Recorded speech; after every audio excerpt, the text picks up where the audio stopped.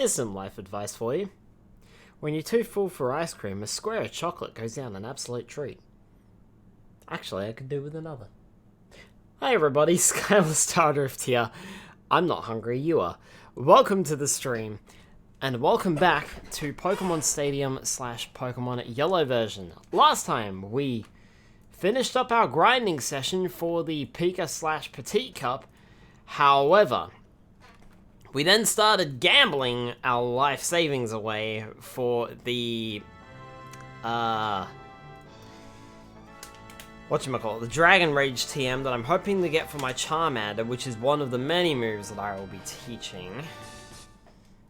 And tonight, we are going to start things off by thinking about our movesets for our particular Pokemon, and very possibly going back to the stupid game corner to get more Pokecoins, so that I can afford the stupid DM. And then, knowing me and my bad luck, I will forget to save, buy the wrong one, and then we'll have to do it again, and it's just a never-ending cycle, man. Oops, my finger slipped, it's all Porygons!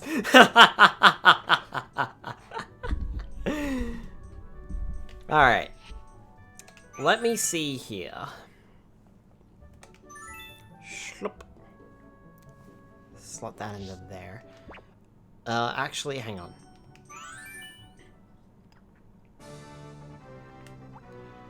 Petit Cut, level 25 to 30, and level 15 to 20.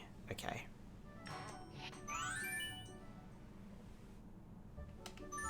Shunk. 15 to 20 and 25 to 30. Eh. Okay. Let's see.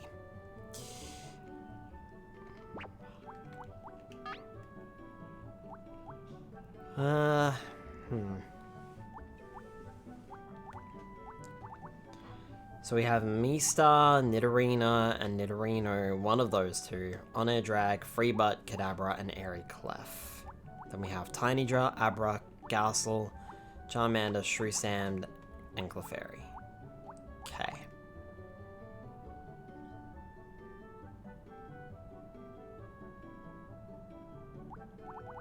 Oh, that's why Jolteon's here, because Pidgeotto's in my party, right. Okay. I'm with it now.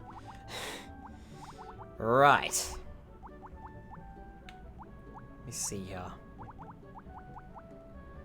Mistar, Nidorina, Oran, Nido, On-Air Drag, Freebutt, Kadabra, and Airy Clef. So that's 7 Pokemon. So you need to reduce this down to 6. And that means picking either Nidorina or Nidorino. So, we got attack 26, attack 30, HP 54, HP 50, defense 31, defense 26, speed is the same, special is lower on Nidorina than it is on Nidorino. The question is, do I go with attack or do I go with defense? Because Nidorina is more geared towards defense, Nidorino is more geared towards attack. So, I like how I just completely ignored Mistar, because this is more important.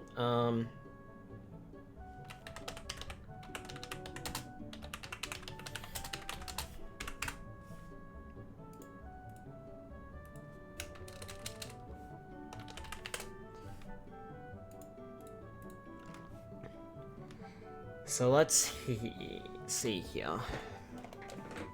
Yeah, the last move you can get for Nidoqueen is double kick. The last move you can get for Nidoking is also double kick.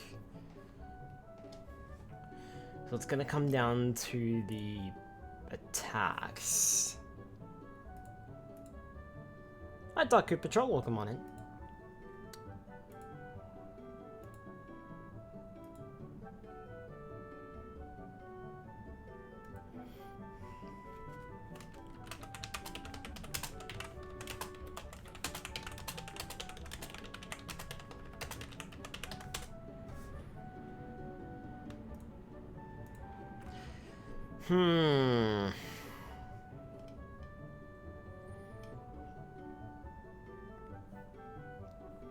Now what I don't have is Body Slam, type faster Skylar. What I don't have access to is Body Slam, which I think can be retaught because it learns it at level 1, but I don't have Body Slam, so...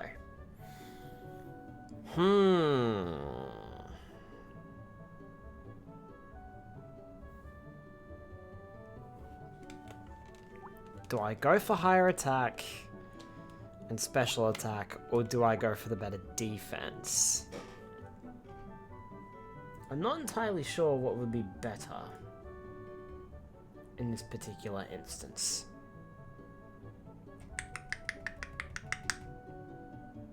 Really what I should have done is set up my browser so that I could, you know, scroll through the moves, but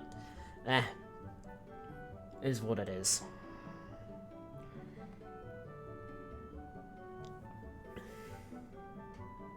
Let's see, our moves are tackle, scratch, tail whip, body slam, scratch, double kick.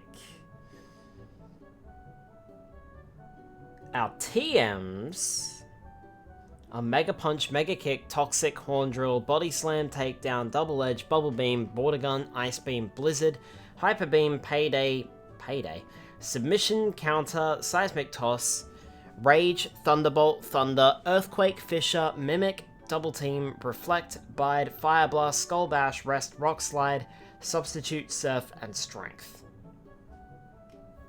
That's all for Nido Queen, by the way.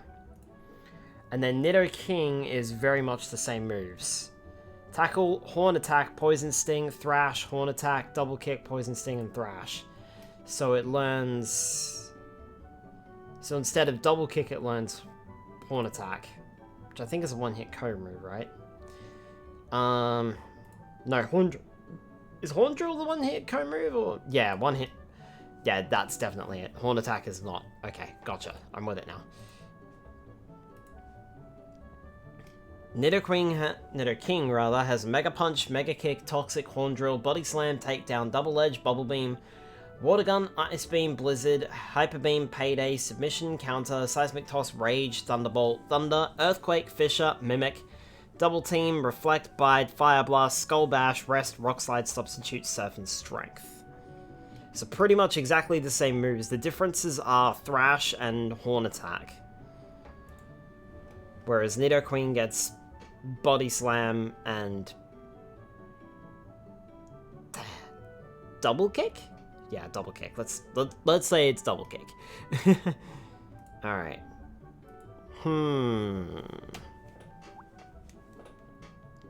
Although, for some reason, you've got double kick too. Okay, so maybe it's not... Maybe double kick... Yeah, double kick is not exclusive. Okay, well, let's say Nidorina gets... Body Slam and... Tail Whip, I suppose, because Nido King doesn't seem to get that. Weird. Defense Horn Drill. Yeah, I'm thinking more defense as well, which means running Nidorina instead of Nidorino. Let's see here. I'm tempted to keep the double kick, to be honest.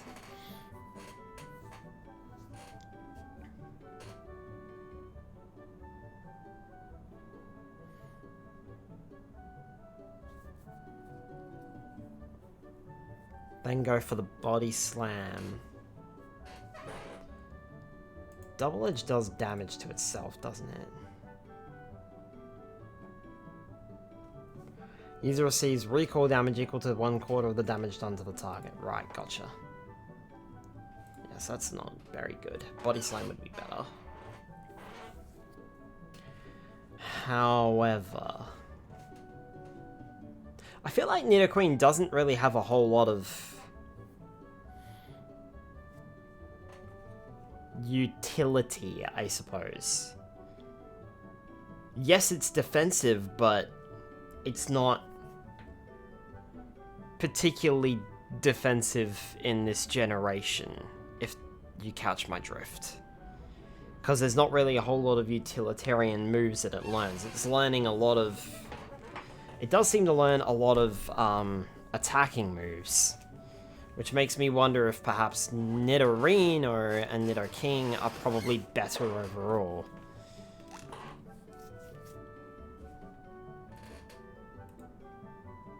But, I don't know.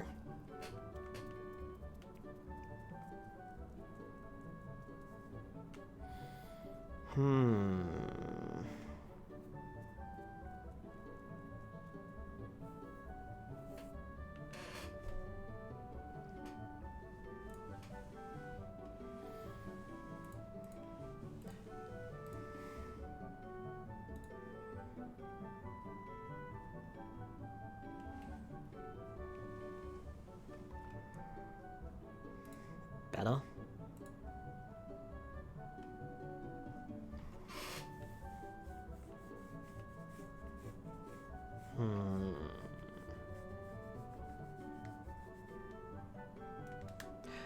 I almost want to use...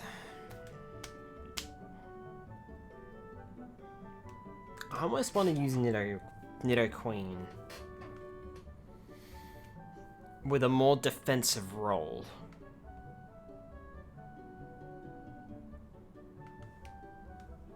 If that makes sense.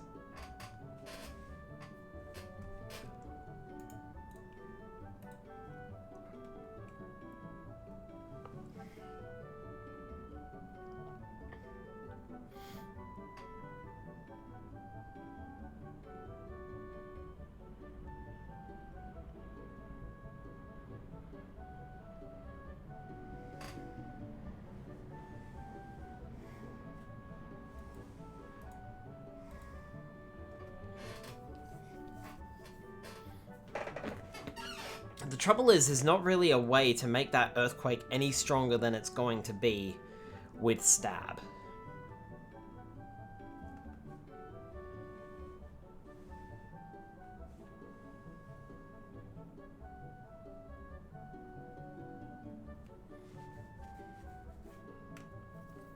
Like, I'm almost thinking of running Double Team,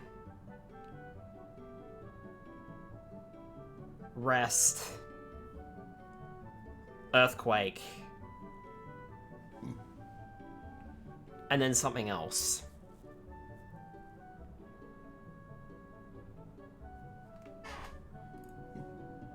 But what that something else is yet, I don't know.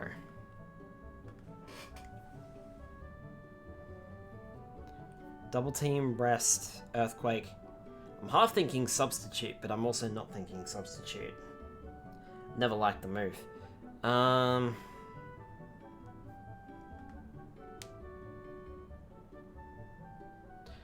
just like the idea of Nidoqueen being annoying to take down. I mean, to be fair, that role is probably going to be given to Airyclef as well. So...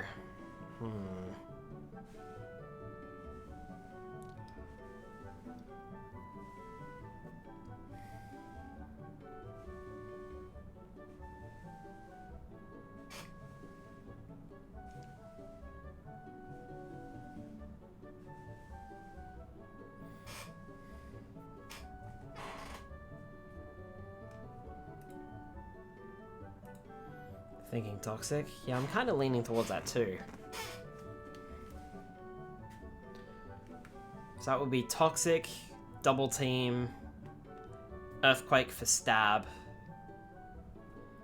and... what did I say? Breast.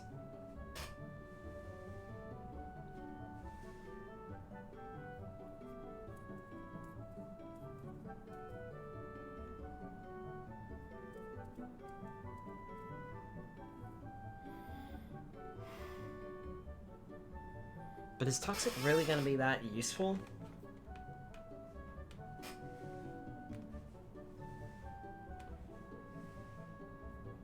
I mean... that would mean Nidorina's only attacking move would be Earthquake. And flying types would resist that.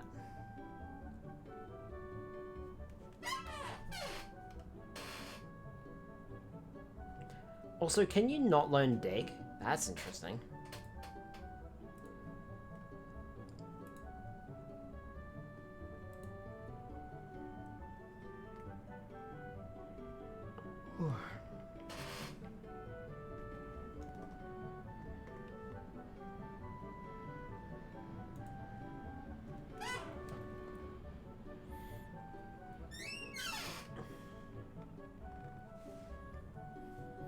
Like, I don't really have a way to boost my accuracy from 30%, so Fissure and Horn Drill are not particularly useful.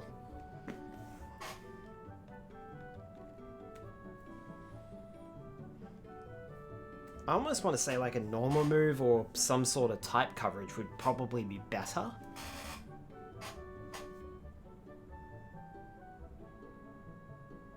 But in saying that, Earthquake's going to deal significant damage anyway.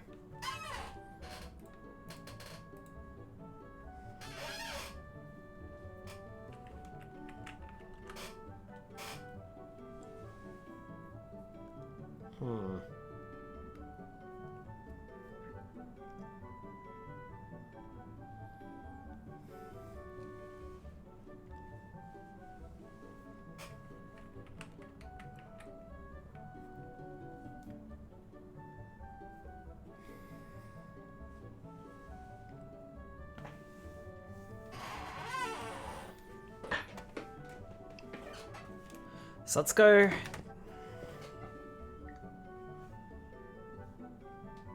Alright, let's write this down. I'm gonna punch this into my phone here. So let's go. What is this for? This is for the Pika Cup first.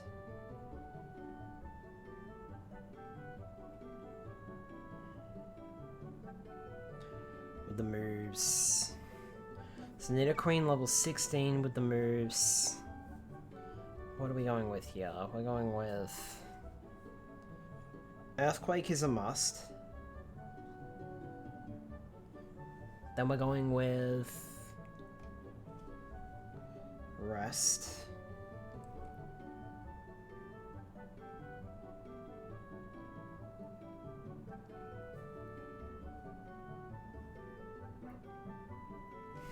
Double team.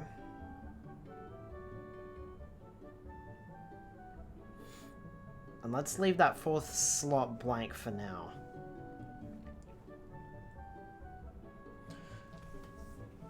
Let's come back to that one, because I'm not sure about Toxic. Alright, let's move on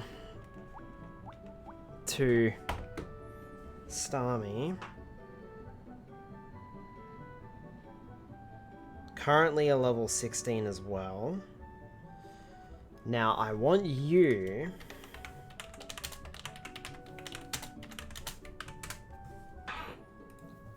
You're going to be type coverage. Where's Smoggin, actually? I should be using Smoggin.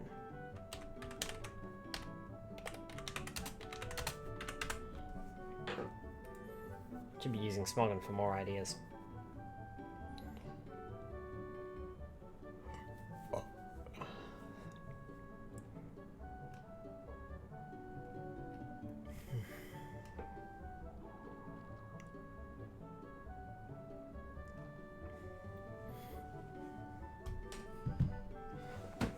Also taking super effective damage from one Nidoqueen's coverage move. Earthquake, Blizzard, Fire Blast, and Thunderbolt / Substitute is what folks are suggesting.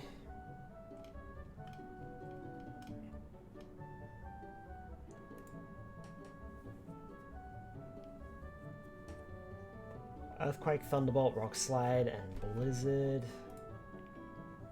Earthquake, Blizzard, Thunder / Thunderbolt, Horn Drill / Substitute / Double Team. Thunderbolt, Blizzard, Earthquake, Body Slam / Horn Drill / Substitute. Okay, that's not gonna work. Pokécup Rentals. Toxic, Double Kick, Bite, and Earthquake. Alright.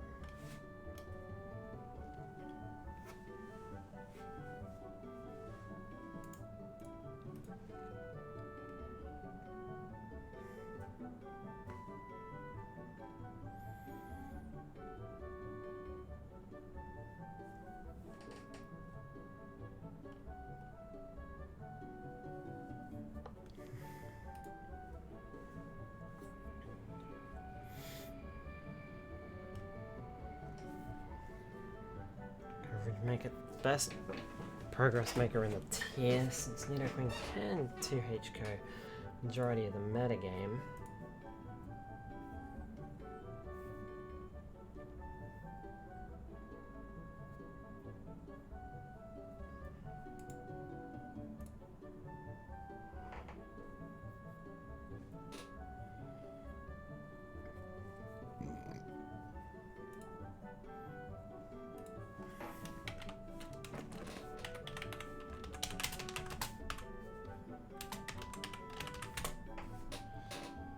Alright, let's have a look.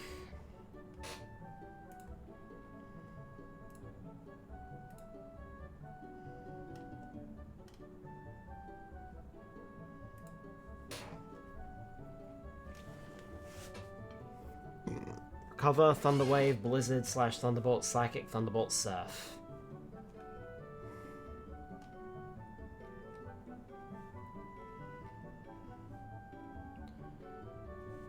Blizzard, Hyper Beam.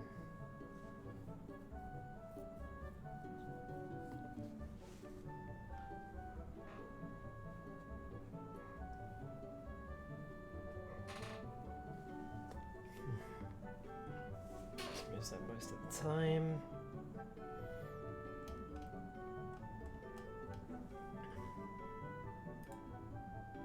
A Papa Link's Pokemon in.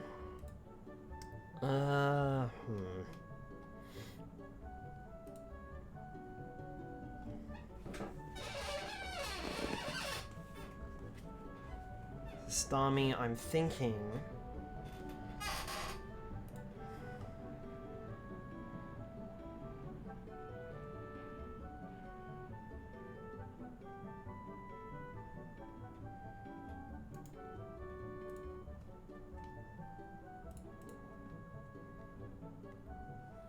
Because you don't have recover access, you can learn rest, but that might not be ideal. I think I'm gonna focus on Starmie being just being the sweeper. So let's go with Surf, because Surf's not bad. Then let's go Thunderbolt. Ice Beam, because I don't trust Blizzard's lower accuracy. And Psychic. Right. So Starmie's done. Starmie's organized. Let's cancel out Starmie here. And instead move to Dragonair.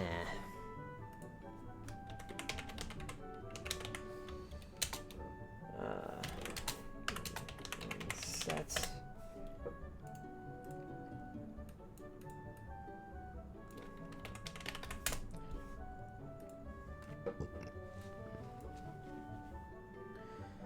Thunderwave, Rat, Blizzard, and Thunderbolt. Well, you got the Thunderwave covered. You don't get Dragon Rage until level 45. I could teach you the Dragon Rage TM though, which would bring you up to par with Charmander. So let's go Dragon... level 16. So we've got Dragon Rage would be useful, especially since you can pick that up.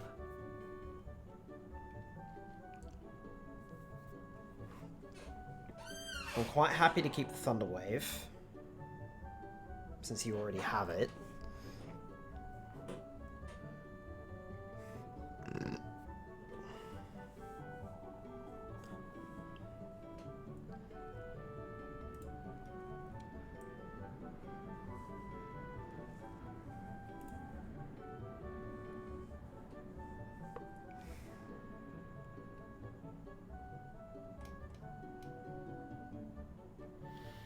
You don't get agility until you level up to level 20, which is not going to happen. So, agility's out.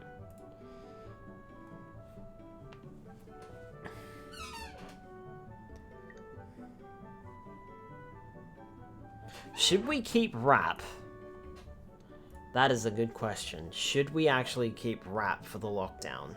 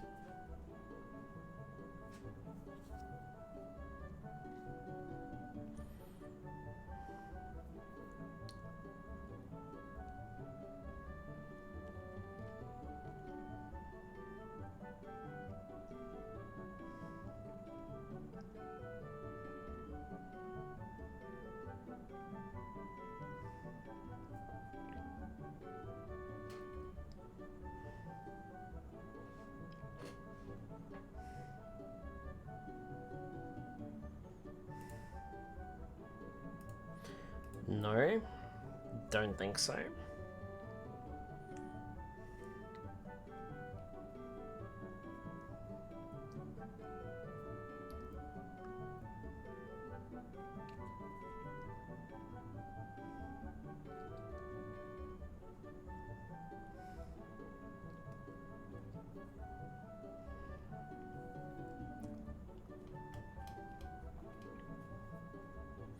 Yeah, that's true. Because Rap can't shut down the Pokemon unless it goes first. So that's probably not for the best. So let's keep Rap off the table for now, because I can't learn Agility on this particular Dragonair. Because it's not going to get there. So far we got Dragon Wage and Thunder Rave. Dragon Wage and Thunder Rave. Sure. So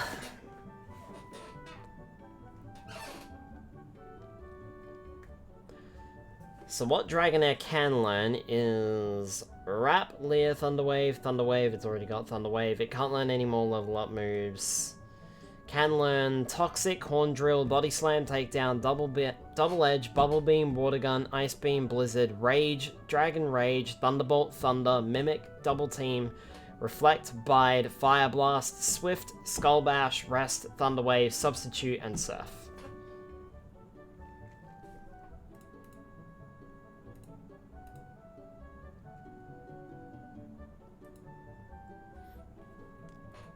I'm thinking Ice Beam to shut down other Dragonairs / Jatinis. So that gives it type coverage against itself. Even though Dragon Rage has already got that. No, Dragon Rage doesn't really have that covered, does it? Because Dragon Rage deals 40 base damage and that's it. Doesn't do any more or any less. It deals exactly 40 HP of damage. And then Dragon Rage, Thunder Wave, Ice Beam.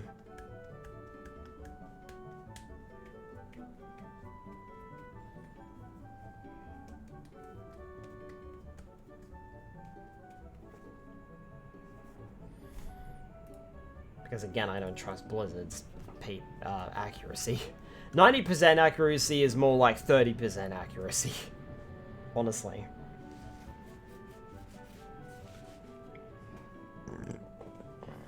Dragon Rage, Thunder Wave, Ice Beam, and...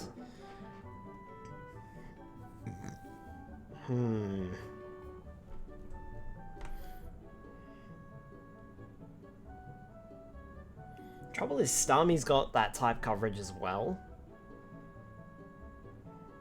So Thunderbolt. Starmie's got Surf, Thunderbolt, Ice Beam, and Psychic.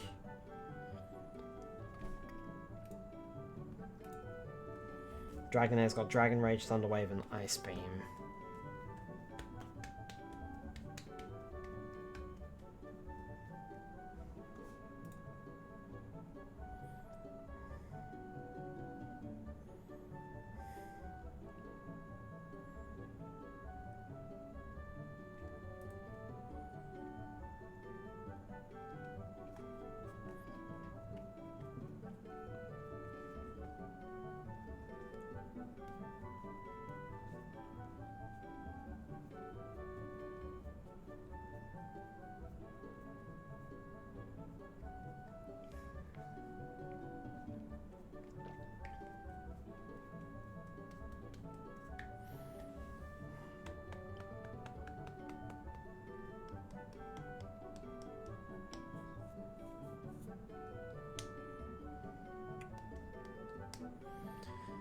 I'm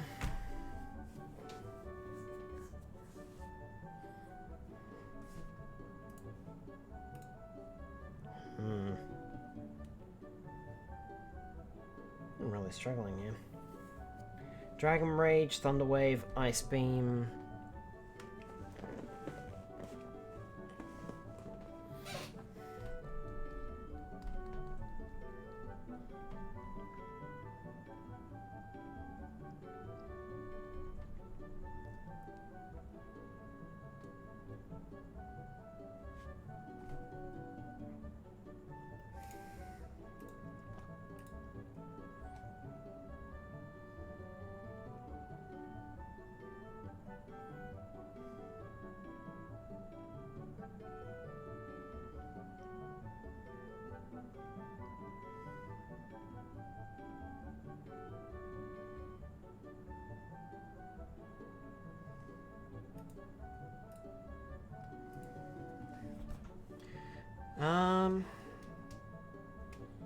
I'm thinking like Body Slam or something, just a more versatile move.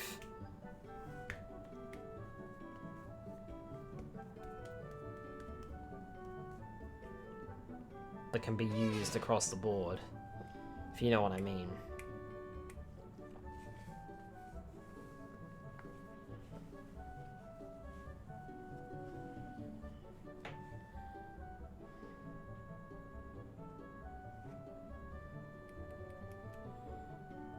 Body Slam is probably the best normal type move without taking recoil damage or needing a turn to charge.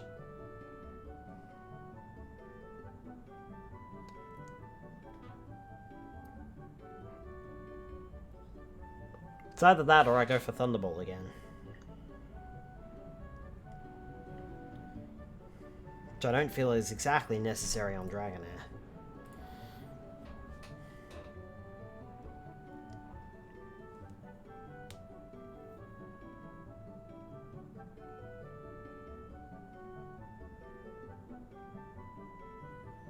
Could go Double Team or Reflect again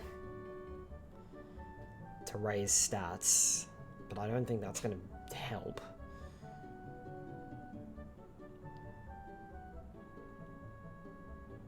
But take a turn to set that up. And I don't think Substitute's a good idea. I think it's between Thunderbolt and Body Slam. Looking at all these moves.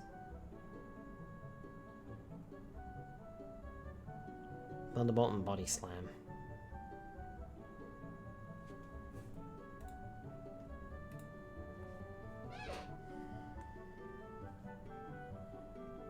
Might go for the Body Slam.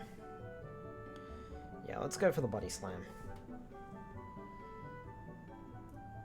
I think that's going to be our play.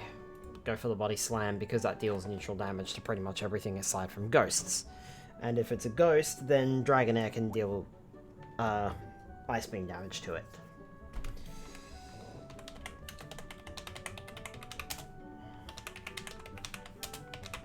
Alright, so we're on the Butterfree now.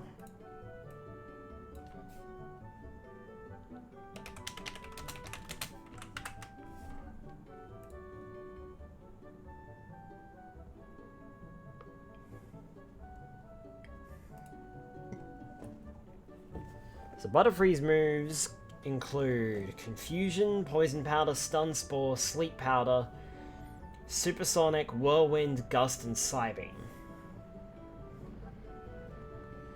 It can't learn Whirlwind, or Gust, or Psybeam, and it may not get Supersonic either, because Supersonic isn't until level 18.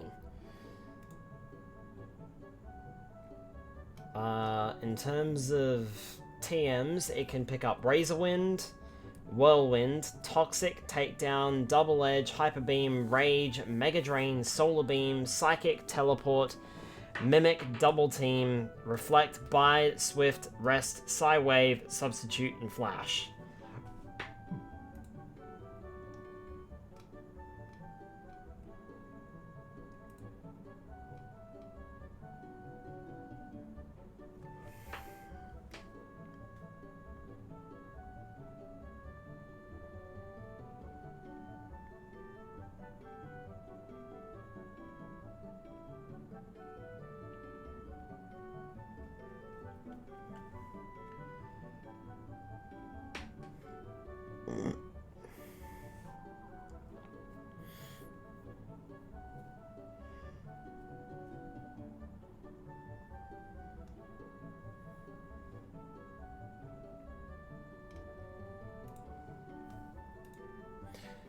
And I'd almost be better off replacing Butterfree.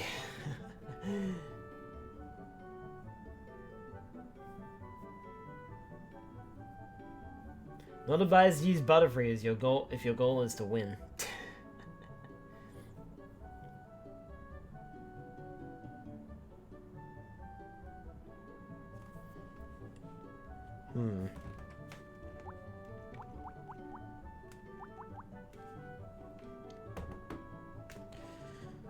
Kind of like the idea of Stun Spore, Sleep Powder, and Poison Powder.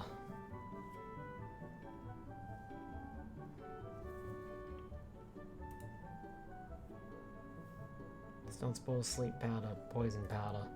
Because then I can basically pick my poison, but I might replace Poison Powder with Toxic instead.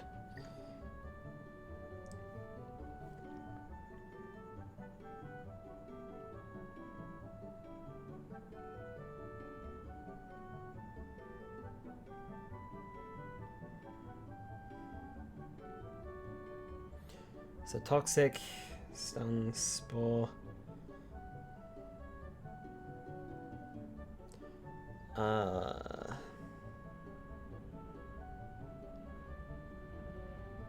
Sleep Powder. And then we'll just finish it up with Psychic. That's going to be its best moveset.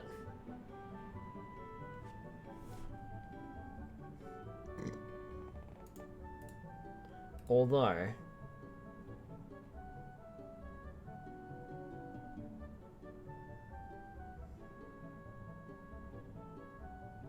the Trainer Battle Whirlwind does not affect. Ah.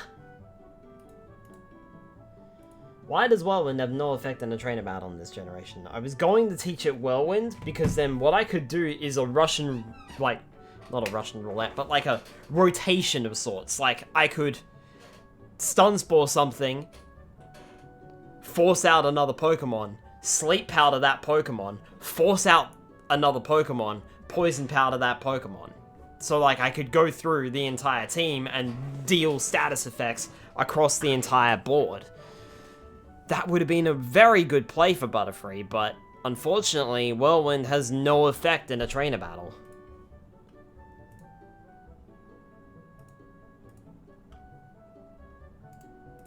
Why did they decide that?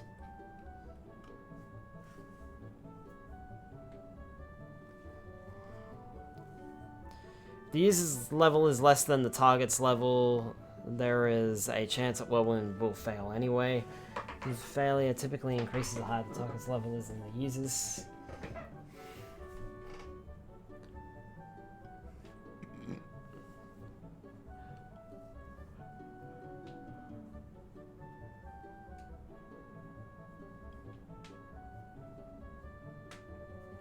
Yeah, so Whirlwind is more viable in Gen 2.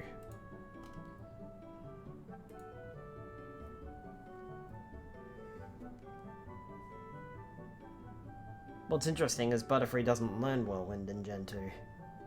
It has to learn it via level up. Alright, well that's probably going to be the play then.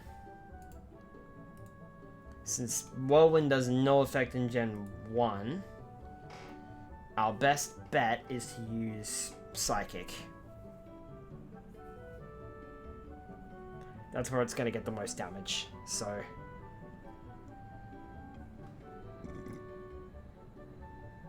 Alright. Oh well, that's a shame. So then we have Kadabra. Which will be an Alakazam. Well, of course that's going to get Psychic. That's just natural, man. Gen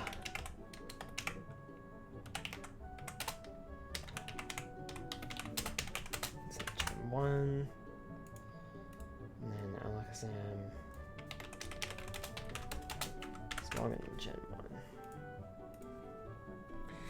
So Alakazam, via level up, can get up to Disable. So it's got Teleport, Kinesis, Confusion, and Disable. That's it. That's all it's going to learn via level up. Then it will pick up Mega Punch from TM, Mega Punch, Mega Kick, Toxic, Body Slam, Takedown, Double Edge, Hyper Beam, Submission Counter, Seismic Toss, Rage, Dig. You can learn Dig. Psychic Teleport, Mimic, Double Team, Reflect, Bide, Metronome, Skull Bash, Rest, Thunder Wave, Psy Wave, Tri Attack, Substitute, and Flash.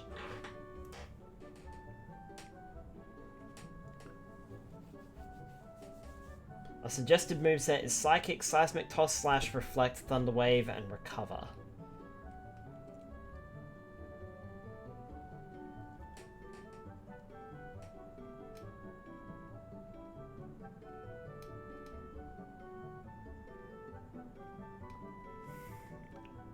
with Seismic Toss and Reflect being changeable.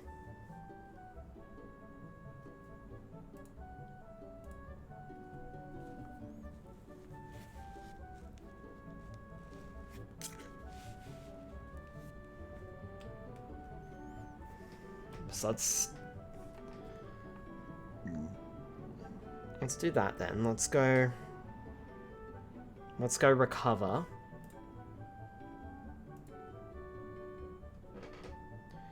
And we will keep the Thunder Wave.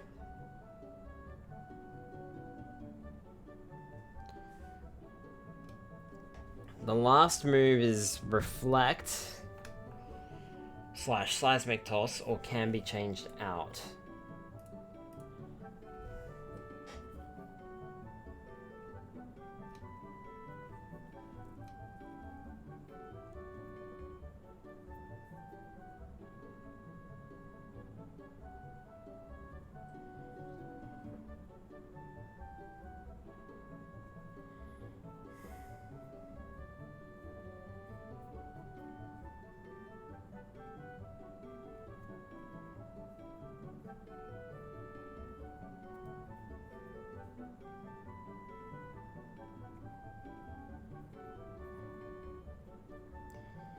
It's after the opponent go.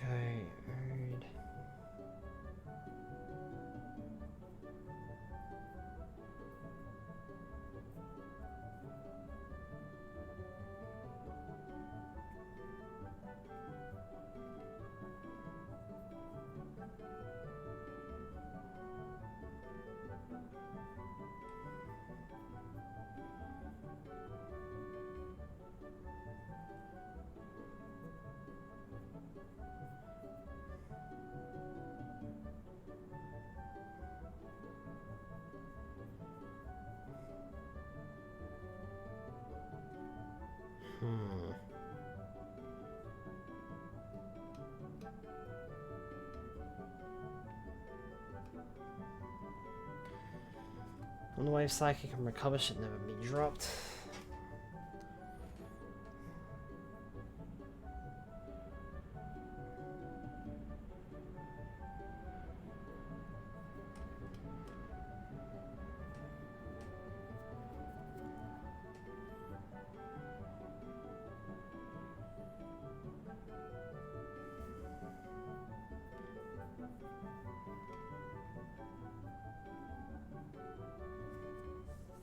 So that's crippling the opposing leaders, mostly to absorb sleep. If used in this fashion, Alakazam should absolutely be running Seismic Toss.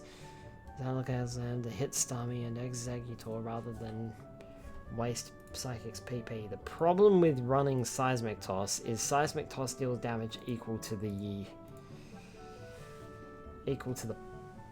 level.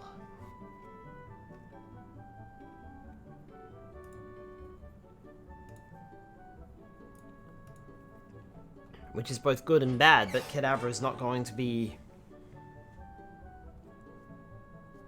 much higher of a level than what it already is, I imagine. I mean, Alakazam might get a boost up to like level 17, level 18, level 19. Because all of my other Pokemon are level 16, I can't run it at level 20. I don't think. I think the total number is like 45 or something like that. I don't know. I'll have to check. So I'm thinking either Reflect or something else. And that something else would be I don't know what yet.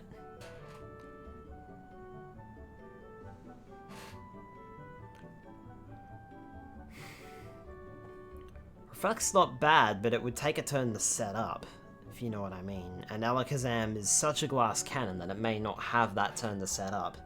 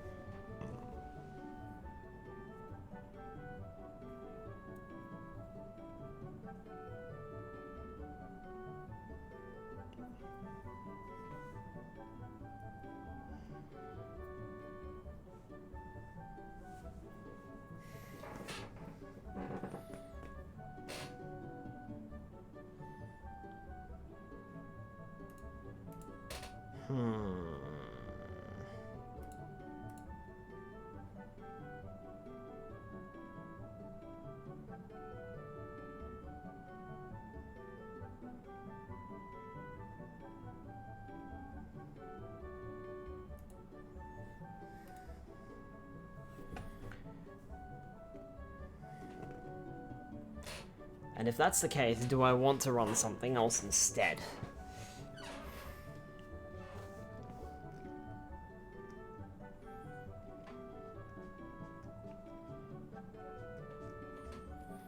Dig could be a good way to dodge damage, but it's not going to be good at dealing it.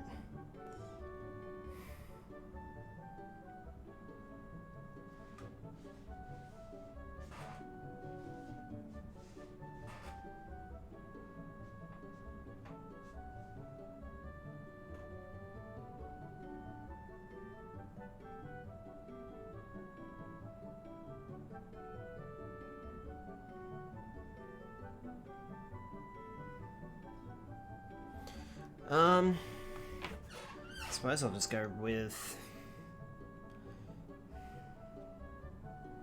Maybe I'll go with double team. Again. The evasion's really good.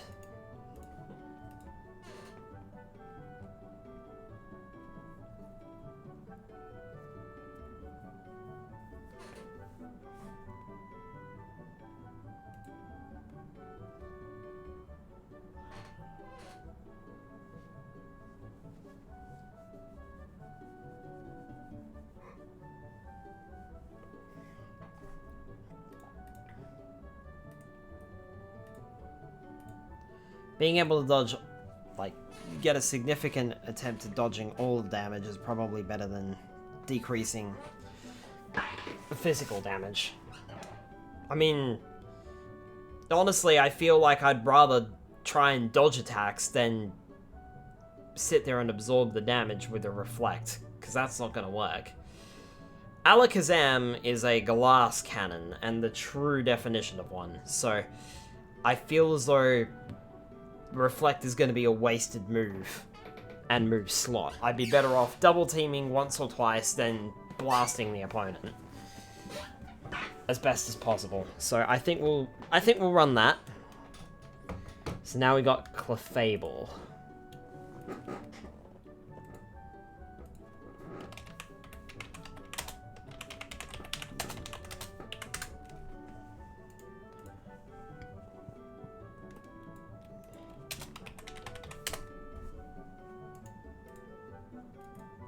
So let's see what you can learn.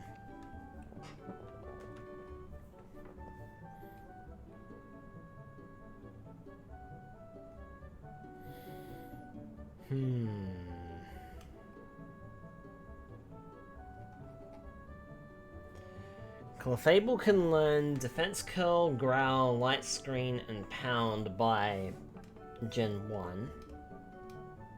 Or by Clefairy. Then its learn set includes Sing, Double Slap, Minimize, Metronome. Ooh, Minimize. When does Clefairy get that? Level 24, too late. Bother! Okay. Can't go for a Minimize strategy. Died as a broken toaster. Hi, Toaster, welcome on in. If you're tired, then maybe you should go eat. So, since Minimize is not an available option, Thunderwave, Body Slam, Hyper Beam, Thunderbolt / Blizzard / Psychic.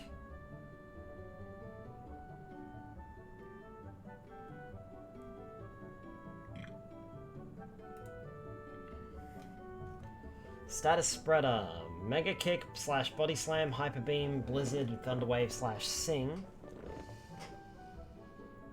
Can go for an offensive, Blizzard, Body Slam, Hyper Beam, Thunderbolt / Thunderwave. Status Inducer, Blizzard, Thunderwave, Sing / Counter, Thunderbolt / Thunder.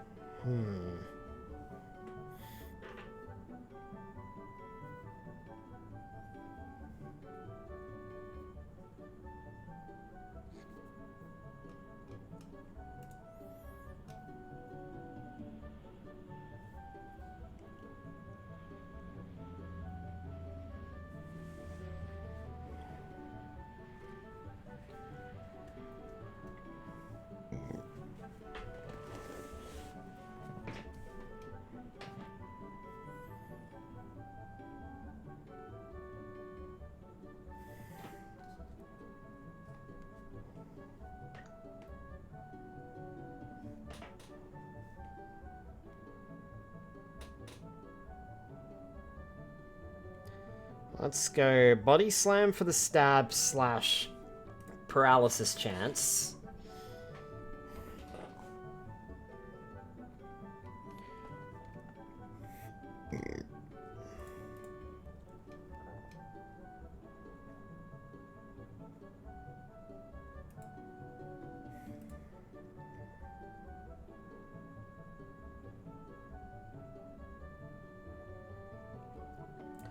There is a Pika Cup sample set here. Body Slam, Blizzard, Thunderbolt, and Thunder Wave.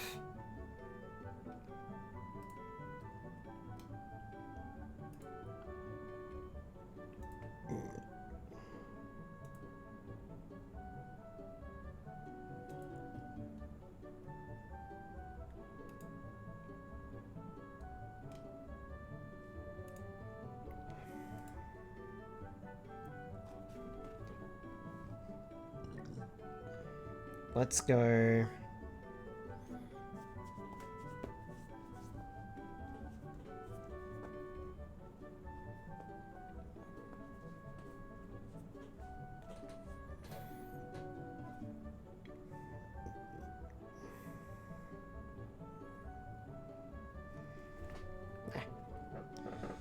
Let's go with... What should we go with here?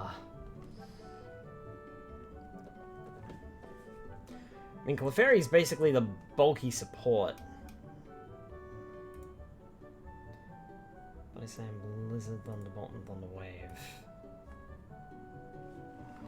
Let's go. We got Body Slam.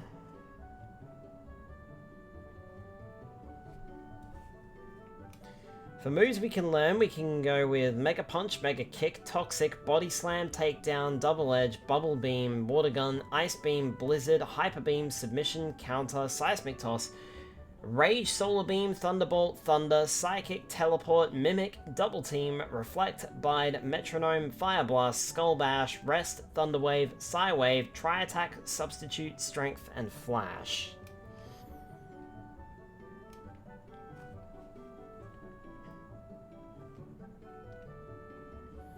We have Body Slam.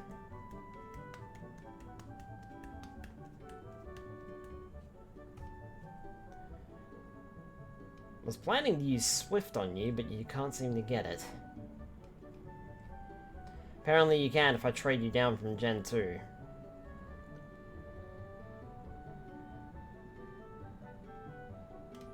But only via event or special move, apparently. Okay, so Body Slam.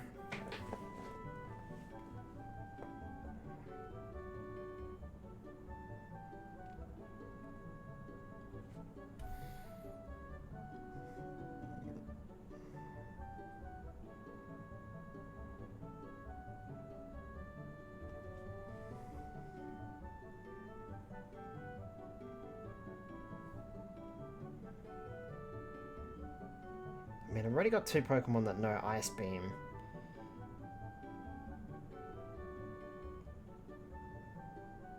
So let's go Thunderbolt. Because you can learn Thunderbolt. So let's go Thunderbolt. Because I've only got one Pokemon that knows Thunderbolt. I've got two Pokemon that know Psychic. I've got two Pokemon that know... thingy. I've got two Pokemon that know Psychic. I've got two Pokemon that know Ice Beam.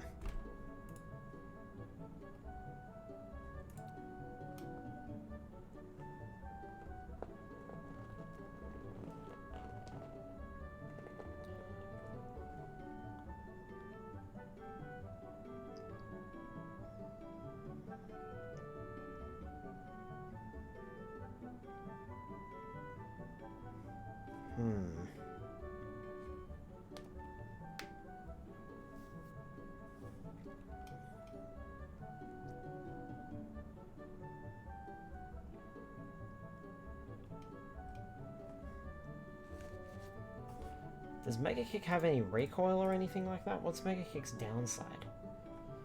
Deals damage and has no secondary effect.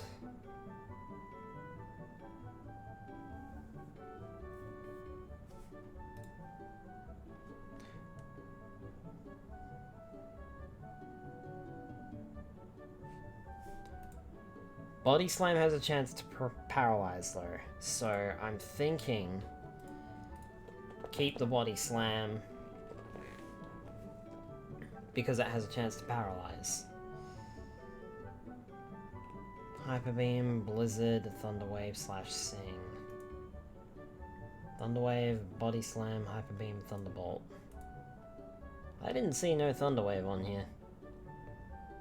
Oh no, there it is. But I've already got at least 2 Pokemon that can do a Thunder Wave. Which is Alakazam and... Actually, to be fair, Alakazam and Butterfree are pretty weak, so let's roll the Thunder Wave on Clefable. Because it's bulky. So...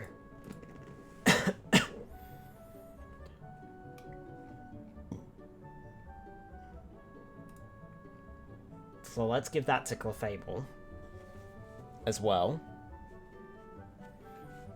Giving it a chance to actually get the Thunder Wave off.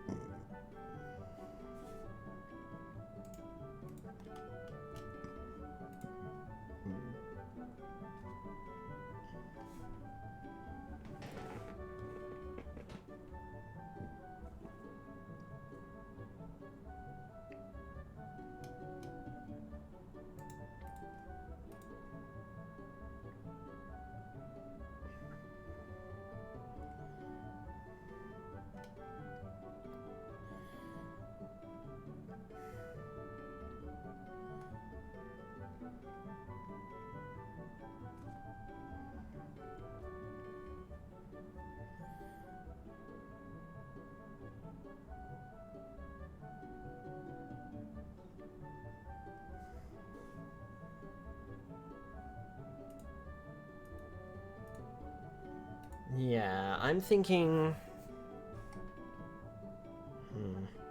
Body Slam, Thunderbolt, Thunder Wave. What else should we do here? Rest could be really annoying.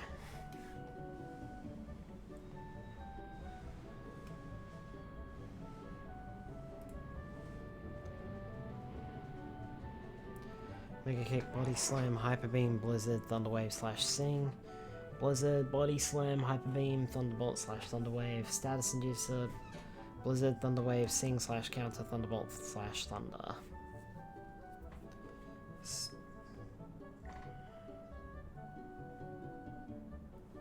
A lot of suggestions for Ice Beam, but I've got Ice Beam on Dragonair and Ice Beam on Starmie, which are going to hit harder.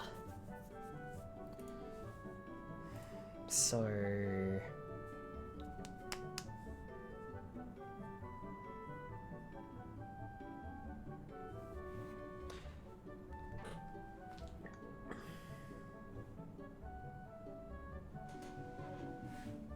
Now, if I put Psychic on Clefable, that means 3 of my Pokemon have Psychic.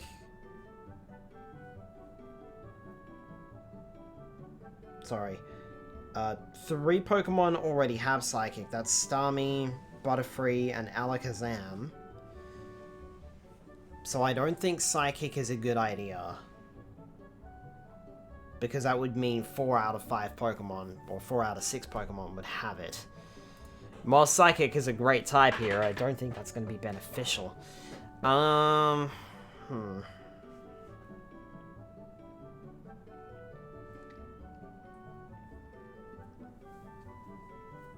Slam, Thunderbolt, Thunder Wave.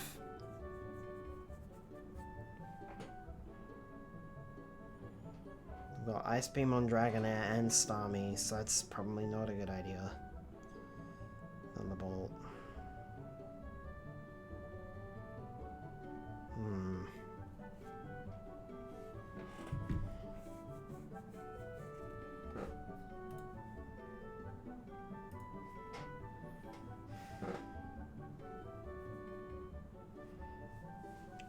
I mean, the trouble is Sing is absolutely fucking useless.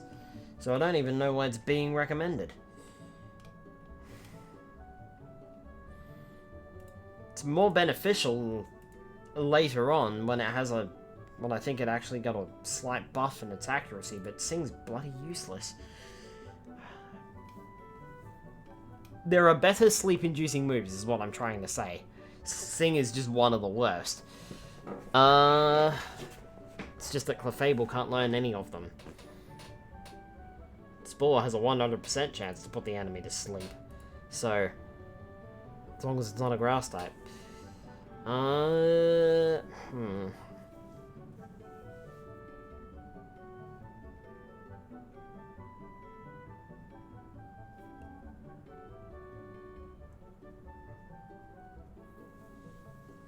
Be better off using that higher special stat for something.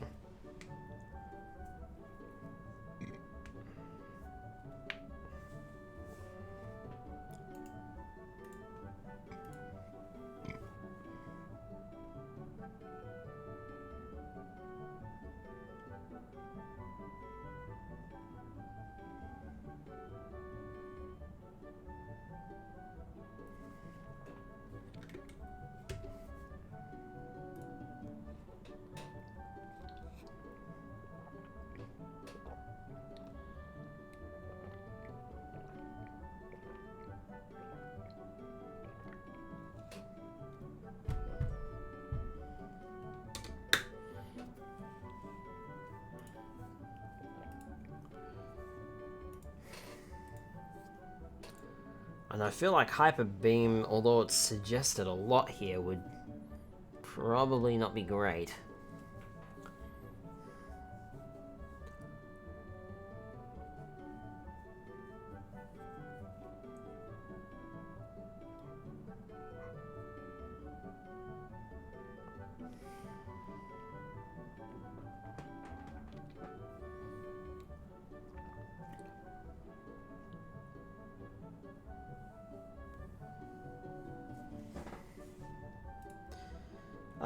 Actually, yeah, you know what? Fuck it.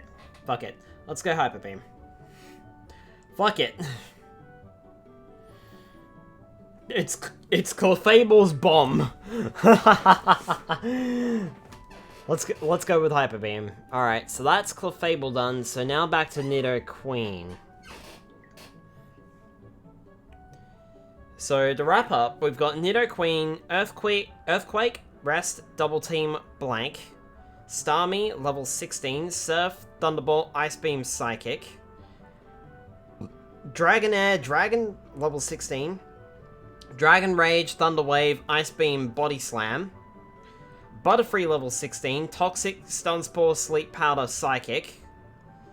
Alakazam, Psychic, Recover, Thunder Wave, and Double Team. And Clefable, Body Slam, Thunderbolt, Thunder Wave, and Hyper Beam. This is all for the Pika Cup, by the way.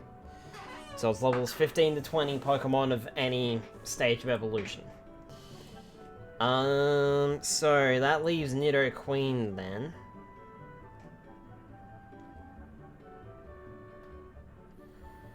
I'm thinking Mega Kick or Body Slam would probably do the trick.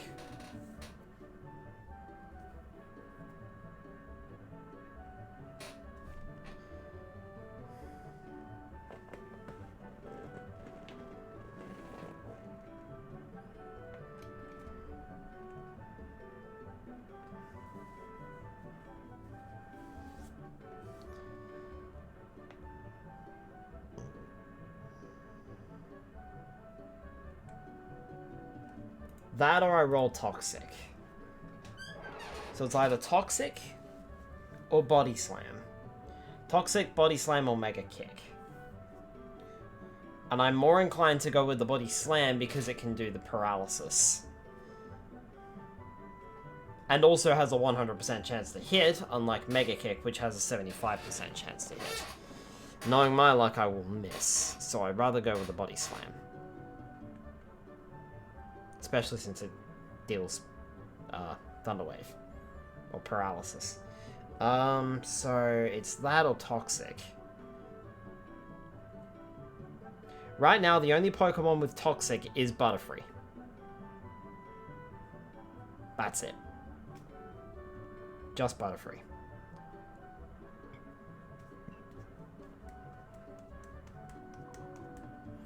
Our quote-unquote status inducer.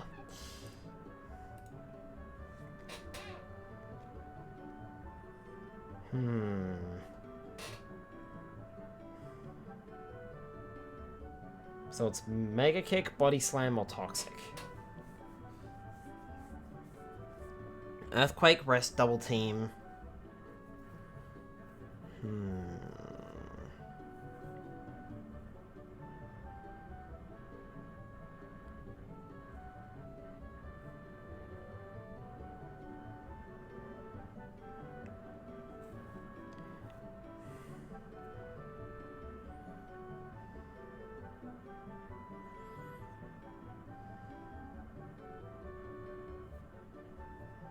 I mean, it does know Earthquake, so Earthquake would be beneficial.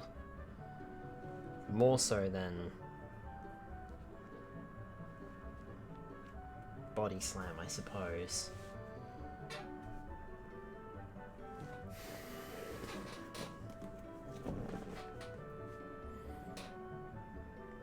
Because Earthquake's not really resisted by anything aside from flying type attacks. And there's only a few of those in the game. Or flying types, I should say.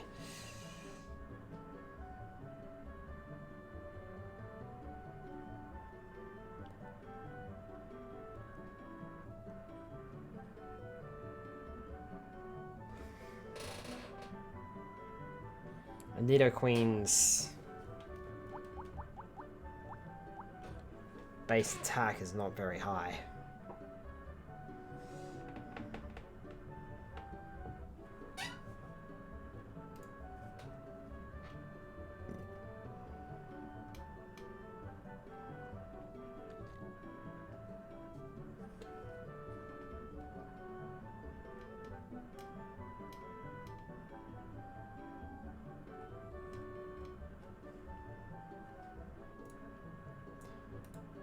Earthquake, Blizzard, Fire Blast, Thunderbolt, Slash Substitute.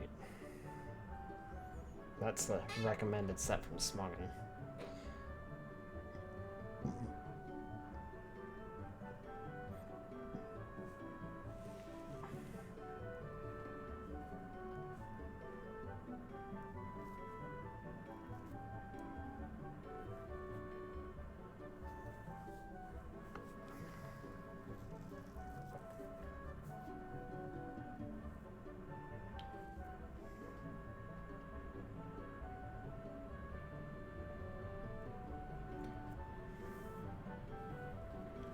Damage to switch in. Tail Whip can be used to allow Nidoqueen to 2-hit KO Porygon with Earthquake.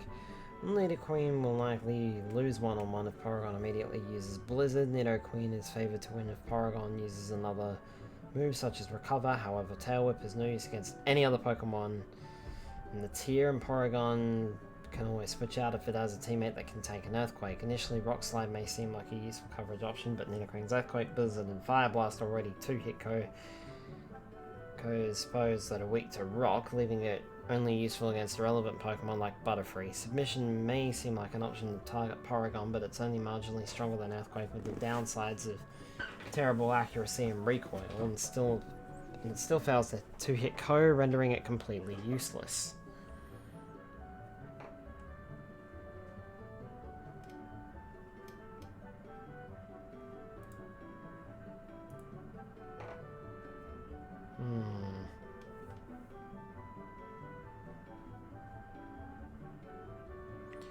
So I wonder then if perhaps a Thunderbolt is probably better. But I've got tons of Thunderbolt on the team, I think. Yeah, I've got Thunderbolt on Starmie, I've got Thunderbolt on Clefable. So do I really need another Thunderbolt? I mean, it would help against sending it out against a flying type.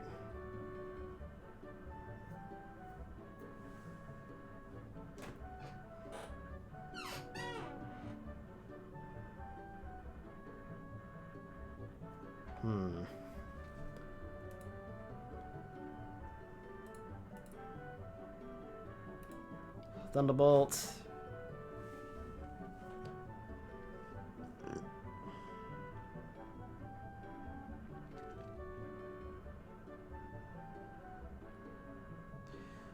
I mean, I could go Thunderbolt or Ice Beam, because they both do the same amount of damage, but Ice Beam has less PP compared to Thunderbolt.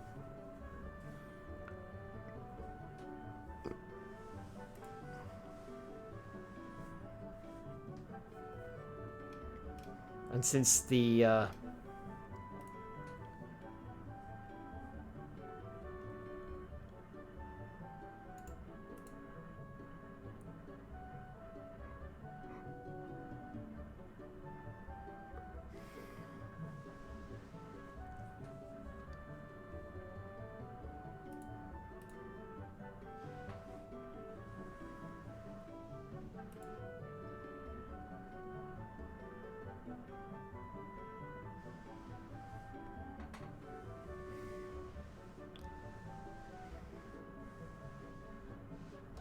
Water, Ice, Ground, and Psychic type attacks in the tier and its speed only worsens this situation, therefore, despite its seemingly powerful offensive. I'm talking about Nido King here.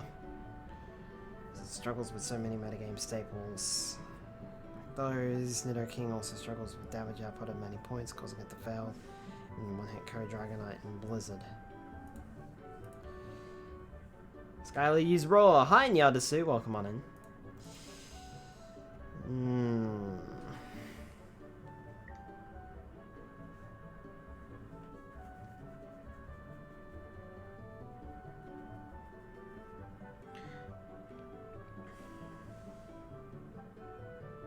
Thunderbolt, Thunderbolt, Ice Beam, Ice Beam. So I've got 2 Thunderbolt and 2 Ice Beam either way, so it doesn't matter.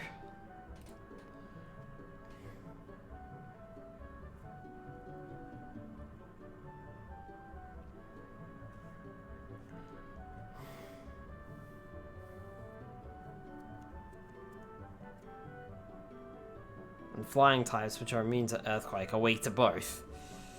So...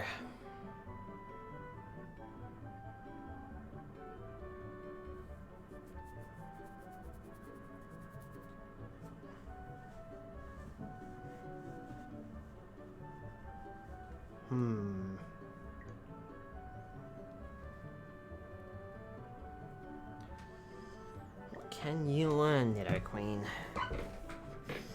What can you learn in Mood?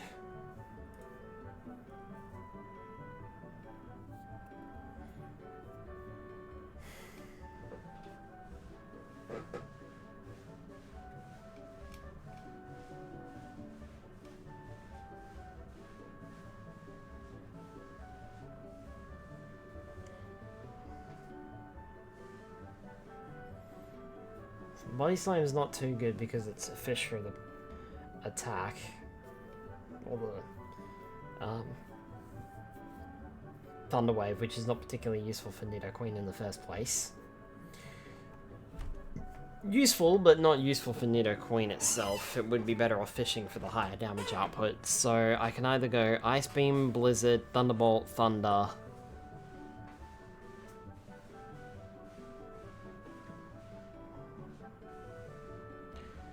Could also go for a Fisher or a Horn Drill. Basically do a bomb on its last turn. If it's really struggling, I could go for a bomb and just risk taking the bomb. Or I could just do more damage. Because the other thing too is with a one-hit KO move, it would have to take the attack that it's got to deal with and then risk it all on that attack. So no, that's probably not viable.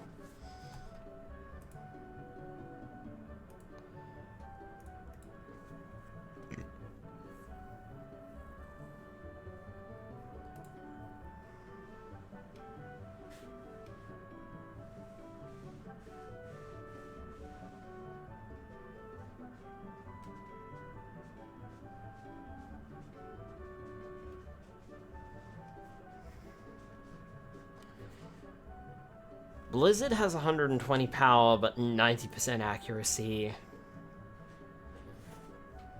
Fire Blast has 120 power, but 85% accuracy, and Thunder has 120 power, but 70% accuracy. So your best bet would be to roll Blizzard.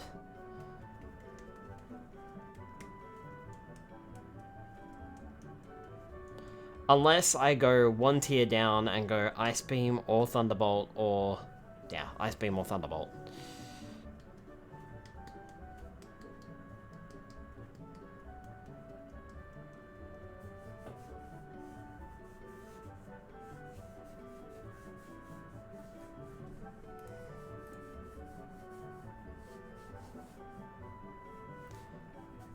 And I think I might actually go Blizzard here. 90%, despite what I've said, 90% accuracy, 120 power. That's pretty solid and could be a usable bomb, if worse comes to worse.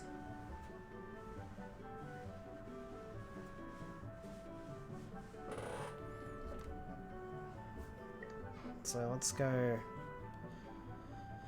suppose we can see and then see if it doesn't work. Alright, so that's the team for the Pika Cup. So we got Nido Queen, level 16.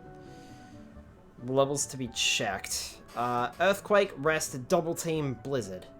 Starmie. Hang on, I should probably do this as I'm going through them. Oop. Other side.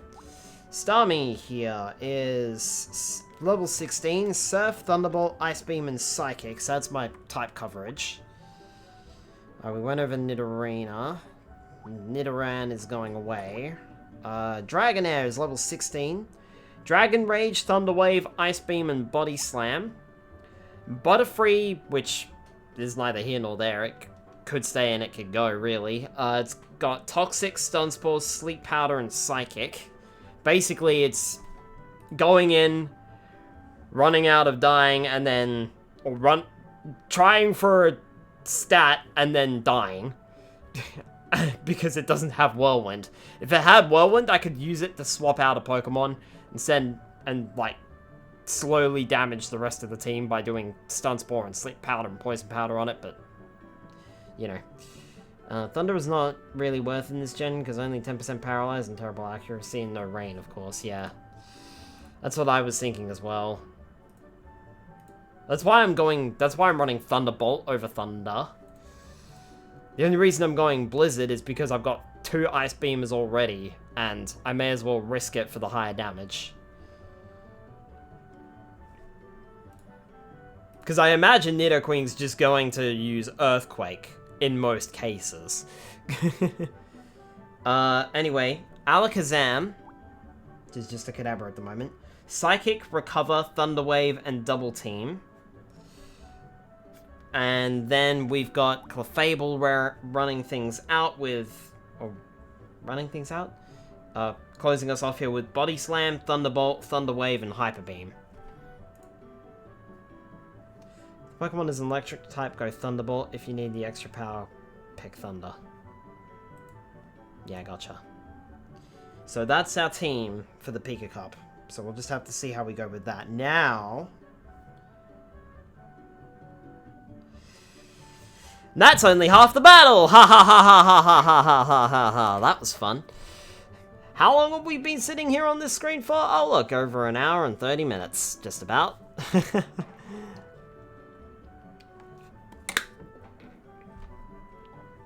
Say la vie, I suppose. But, that's only half the battle, because now we have the Petite Cup to worry about. So the team for the Petite Cup is Tinydra, Abra, Garcel, Charmander, and Shrew-Sammed. And Clefairy. That is 6, right? 1, 2, 3, 4, 5, 6.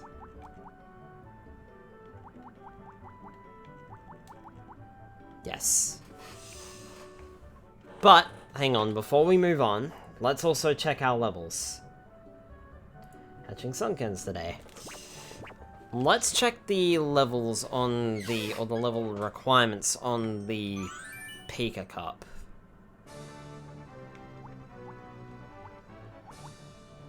Pika Cup. Rules. Maximum 3 Pokemon level total of 50. Okay, that's what I wanted to check. So now I need to do some mathematicals. So if I roll with a level 20 Pokemon,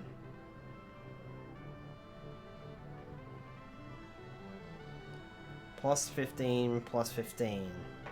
Yeah, so that's 50 there. So I would have to roll with a 19 plus 16 plus 16.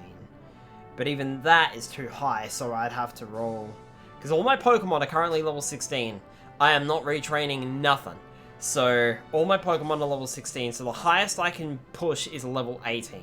I can have one level 18 at all times. That's it.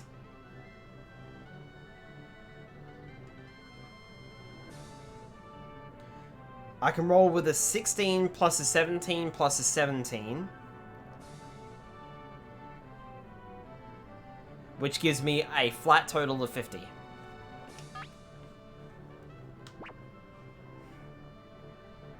So I can reduce 1 to 16, keep 1 at 16, and all of the other Pokemon at level 17.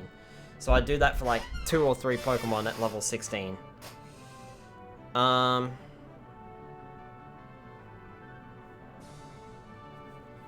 Or, like I said, I run 2 level 18 Pokemon, knowing full well that I cannot put those Pokemon on the same team.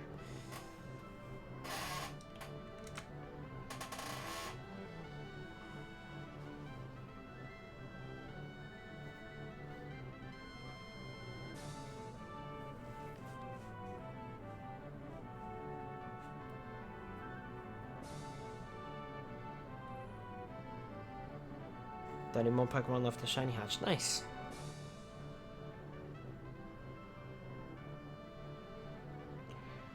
Kind of feel like Starmie and Alakazam should probably be increased to level 17. Both of them.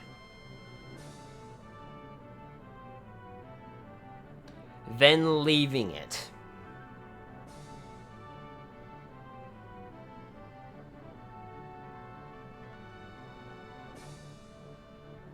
So everyone else stays at level 16. And my reasoning behind that is Starmie is going to be my versatile attacker. Because it's got Surf, Thunderbolt, Ice Beam, and Psychic. Alakazam is a glass cannon with Psychic, Recover, Thunder Wave, and Double Team.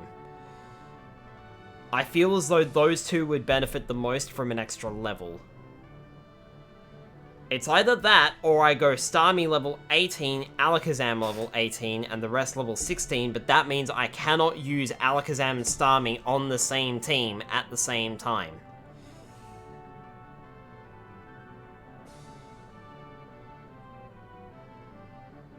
So I'm not entirely sure that would be beneficial to either of them.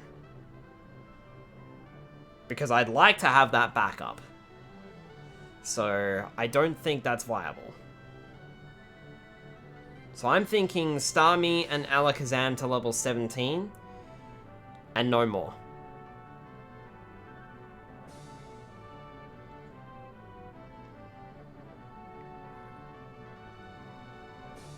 Than that, because if I push higher, then we're in trouble.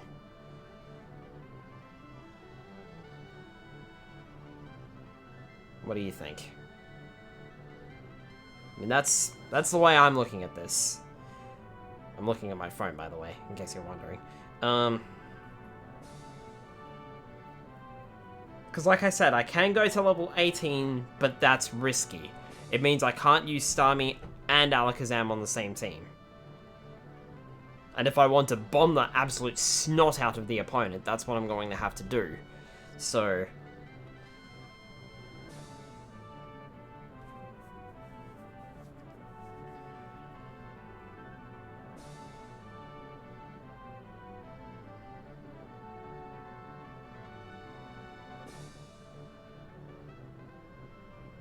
I reckon, therefore, Alakazam and Starmie would be better off going to level 17.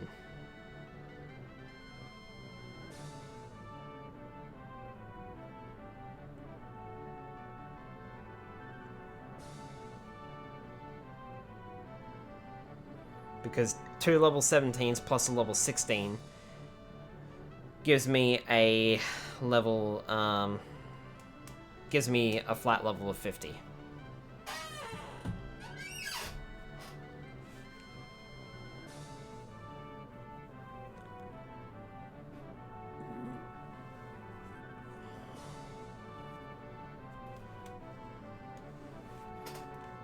So I think that's probably most effective.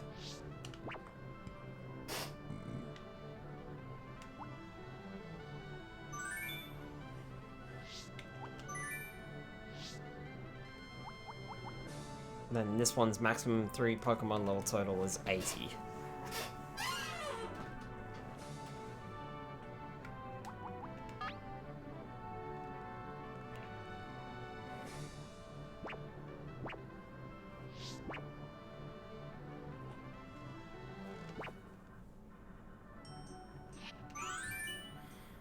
Alright.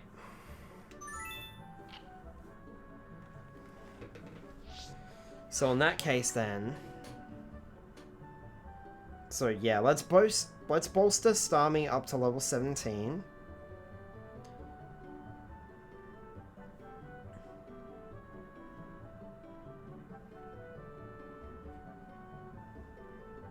And Alakazam up to level 17 as well. Because they're my main attackers. So let's bolster them up to level 17 each. Which we'll do later. And that's going to be it for there. So now we have the rest. We've got Dratini.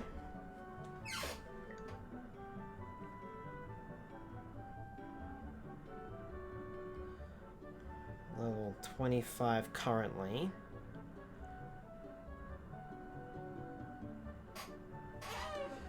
Alright. And now we begin again. Okay, so this time we've got Dratini up to bat.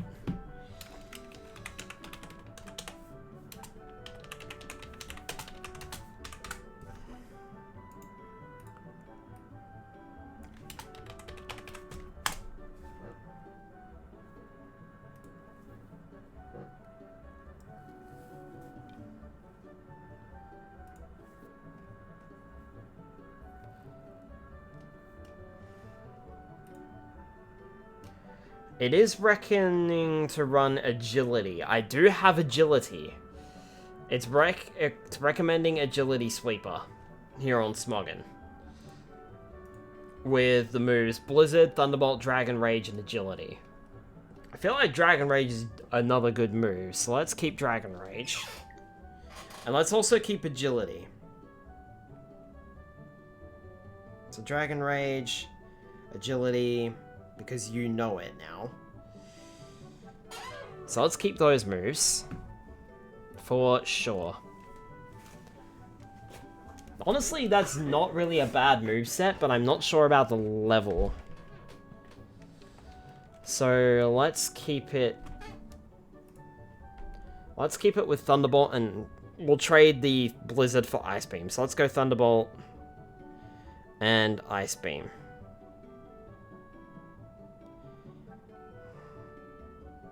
Right, so that's Dratini sorted. But whether or not I'm going to keep it at level 30 or 25 remains to be seen.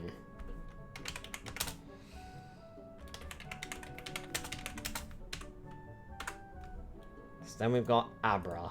I'm going to keep the Smoggin site for Dratini open.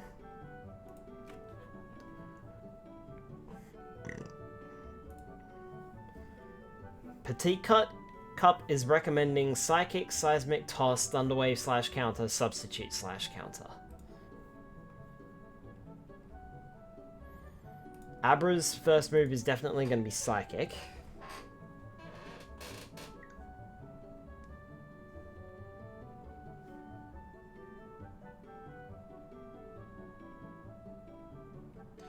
Currently it's level 25. Let's go Psychic.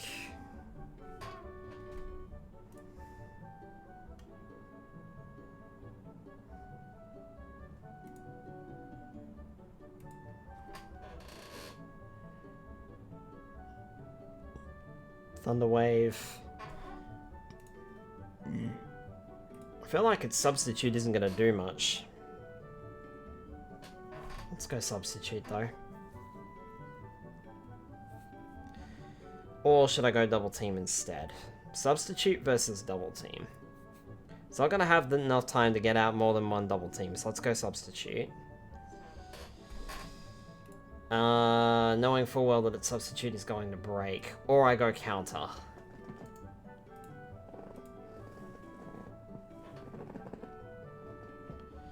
Dealt by a normal type of fighting type attack. Counter will do twice as much damage to the opponent, otherwise it misses. See, I'm not sure running counter is going to be useful. So I reckon...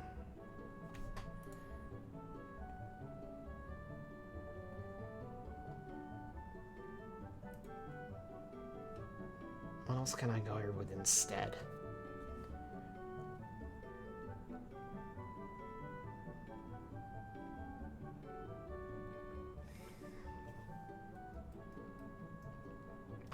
Abra can learn Mega Punch, Mega Kick, Toxic, Body Slam, Takedown, Double Edge, Submission, Counter, Seismic Toss, Rage, Psychic, Teleport, Mimic, Double Team, Reflect, Bide, Metronome, Skull Bash, Rest, Thunder Wave, Psy Wave, Tri Attack, Substitute, and Flash.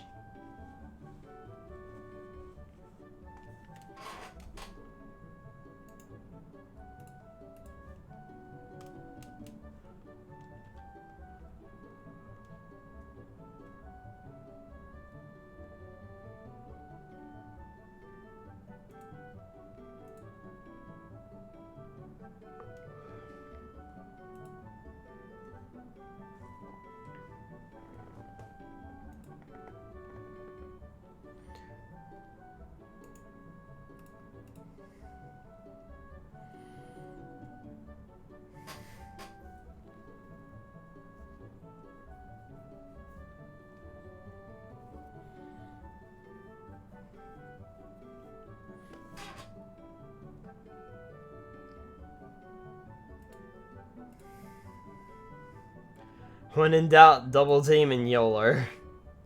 That's kind of what I'm thinking. But at the same time, I'm not sure Abra's going to have enough time to get out with double team. I mean, I could substitute into a double team, couldn't I? Yeah, that could work. Then by the time I come out of the double team... Or by the time I come out of the substitute, then I might be able to double team. Let's try that.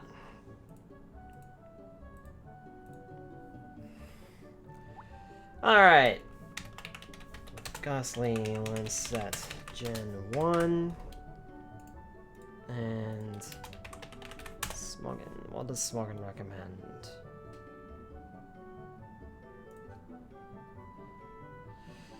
Red Blue Petit Cup. Thunderbolt, Psychic / Nightshade, Explosion / Substitute. Or Explosion and Substitute. Well, I'm definitely teaching it Explosion. Double Team would only be useful if you're blocking status, so you've got to predict it. Yeah. I mean Substitute. Yeah, gotcha. Ghastly's Learn Set is Lit Confuse Ray.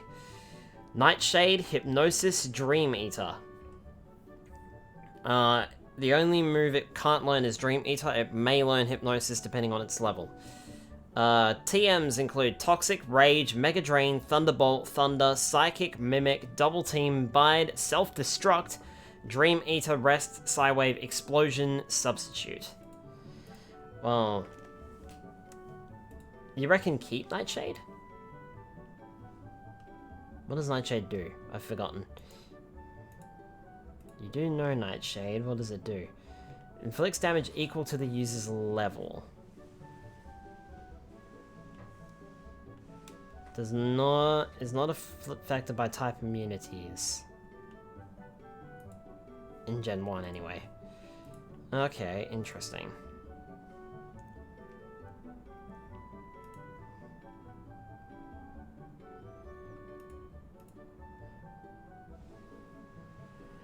In low levels, it's usually half bar. So it's kind of like Seismic Toss then.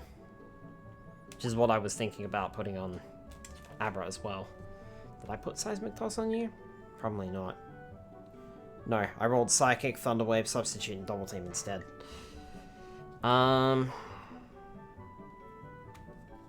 So, Ghastly, you're definitely ending with... I suppose...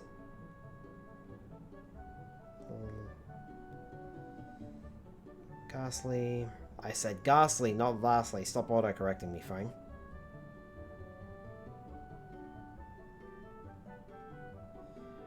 Level 25. So Ghastly can be either level 25 or level 30.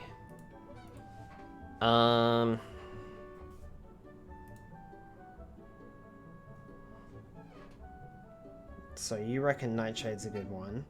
I'm definitely teaching it Explosion. That's definitely a thing that's happening.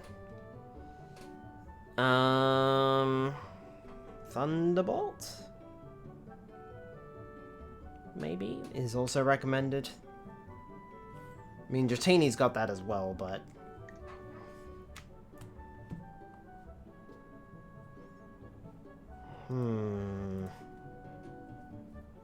It's 53 HP and Nightshade would do fixed 25 HP. Psychic.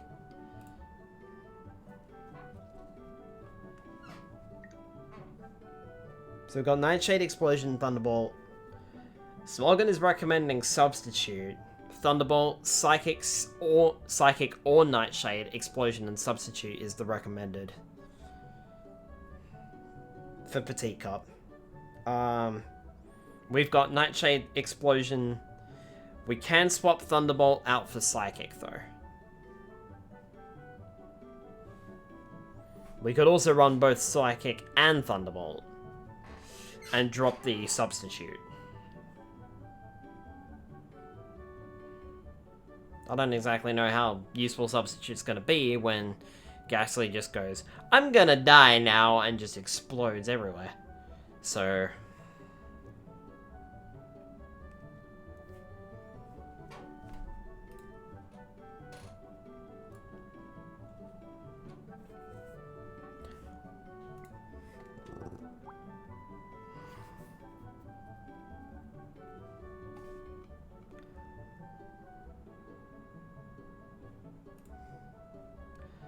Psychic is good because it drops special easily, so attackers take advantage of it.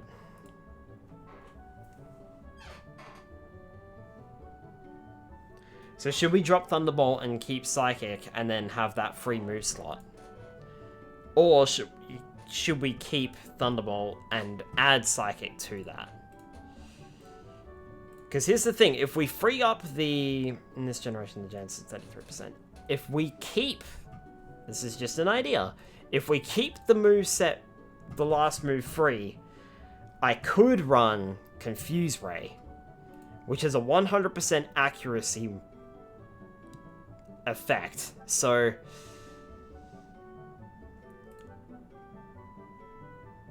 And it's left to 10%. I mean, I don't really know if I've got anything that's going to be able to use Thunder Wave, aside from maybe Clefairy. And Parafusion would be really useful, but... I don't know.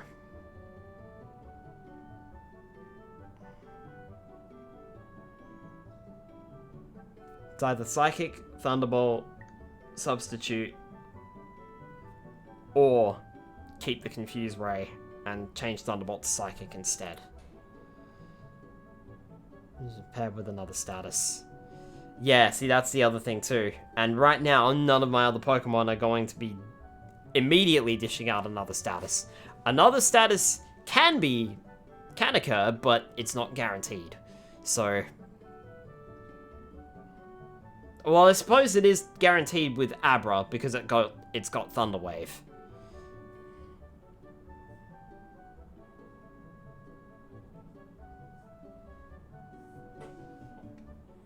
And I will probably be leading with Abra, to be honest.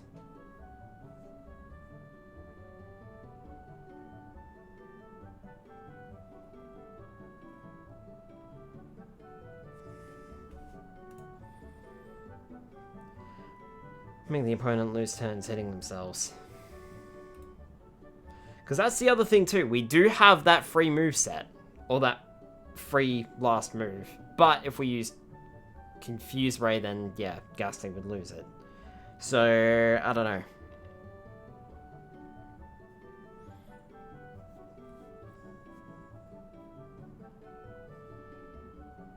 Tell you what. I think, and we'll check this with Clefairy, but I think Clefairy can learn Thunderbolt. So let's drop Thunderbolt and go Psychic. Because that's going to be better for Ghastly. I think. And then... Nightshade, Explosion, Psychic, blank.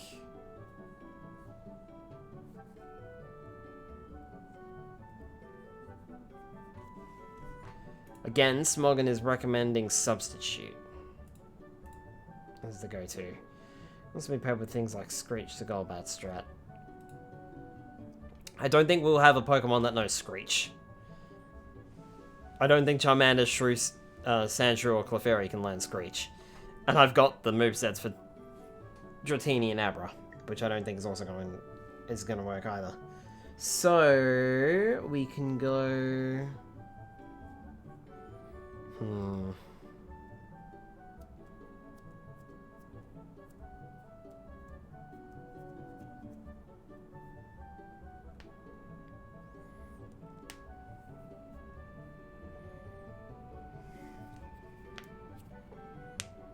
Yeah, I don't know. I can either go back to Thunderbolt. So our options are Thunderbolt, Substitute, which are both things that are being recommended here. Or we stick with Confuse Ray and just see how it goes, as long as Abra can do like a Thunder Wave before it swaps out. Really only run Screech, Confuse Ray, Toxic, and Wing Attack in this gen, that's how bad it gets.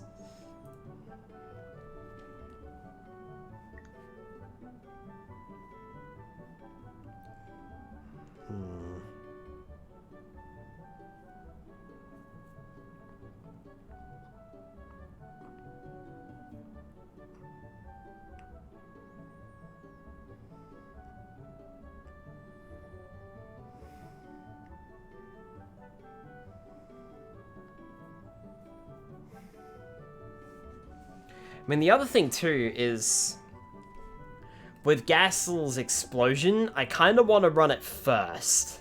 Especially considering that Screech can only be learned by Wild Yellow Golbats. I kind of want to run Ghastly first, because of its Explosion. I can't explode on the third and final Pokemon. That counts as a loss. So, if I'm going to explode, I need to do it on the first or second Pokemon that I am currently using. So, because of that, I don't really think Confuse Ray is going to be effective. Because Ghastly's not going to be here for very long. It's going to stay in until it is almost about to die, and then it's just going to bomb itself. Which means it's not going to be able to Confuse Ray quite so much. So Confuse Ray is not a valid option, is basically what I'm saying here. At least I don't think it is. So that leaves us with Thunderbolt, or we run Substitute. And again, I'm not entirely sure about Substitute either. Also a free switch and having double immunity. Yeah, very true.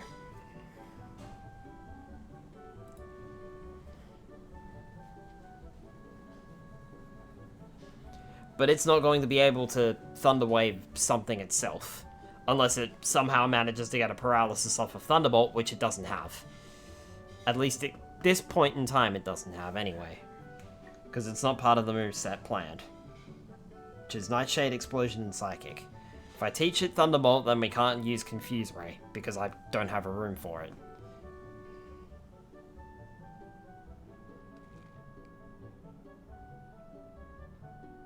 If I teach it Confuse Ray, then I can't teach it Thunderbolt, because it doesn't have room for it.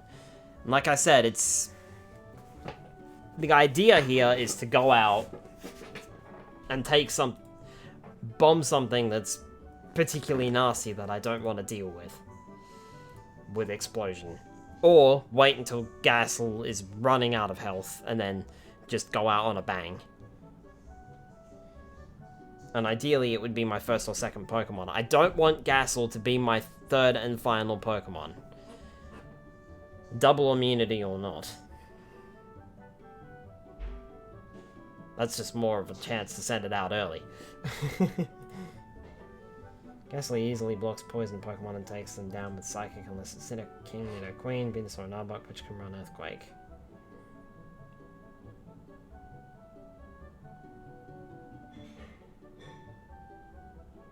Yeah, so we got Psychic.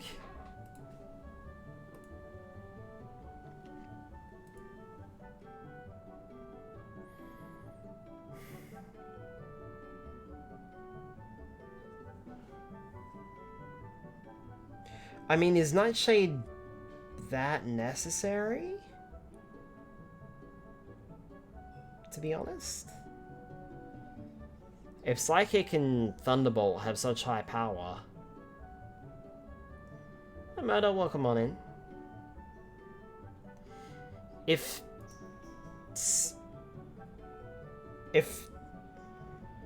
Psychic has such a high power, and Thunderbolt does too, is it really worthwhile me running Nightshade if I'm confident in the fact that Ghastly is going to do around half damage in most cases? Myself and then the seed if it's worth keeping. Yeah, that's true.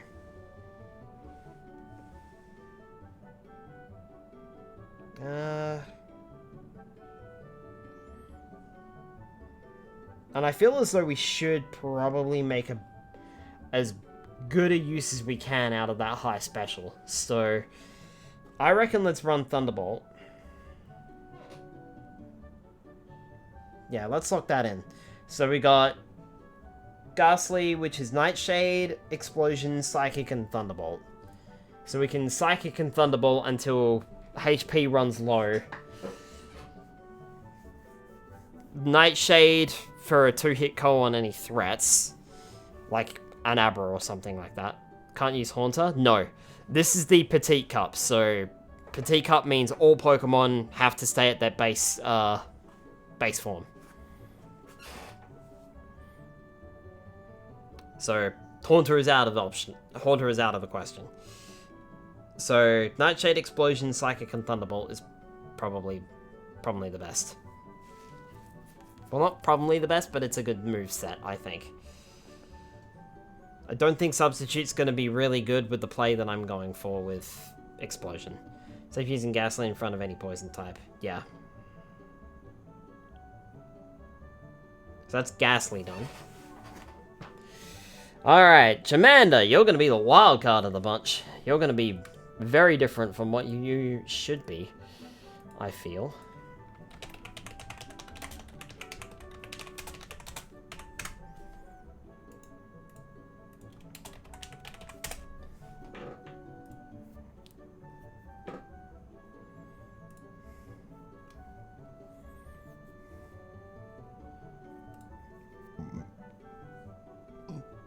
Because my idea here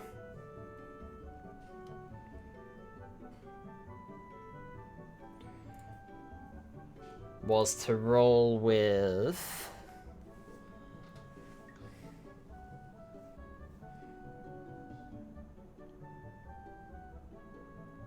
level 25. Swords Dance was a must.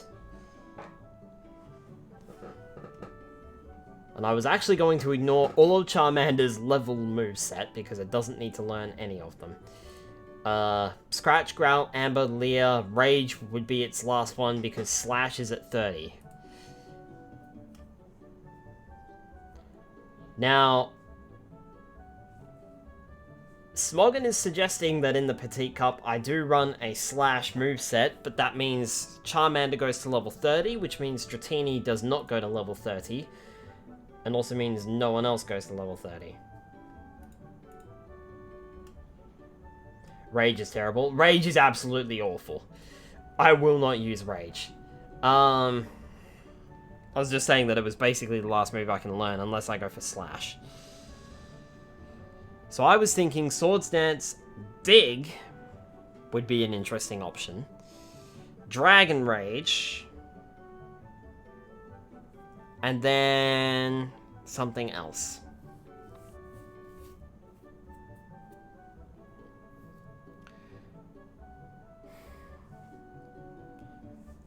I could go for the Body Slam,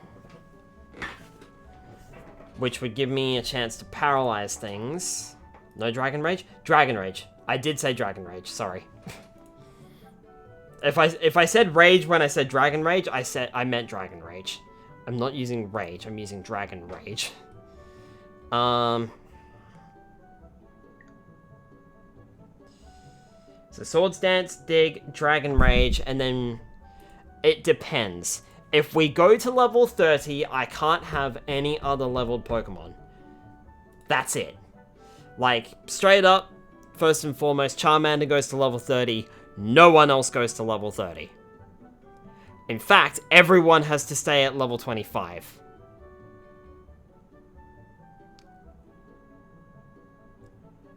So that is doable, but everyone has to stay at level 25. Because I can't run a level 30 with anything else. So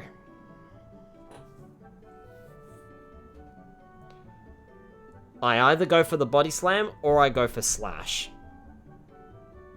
That's the question.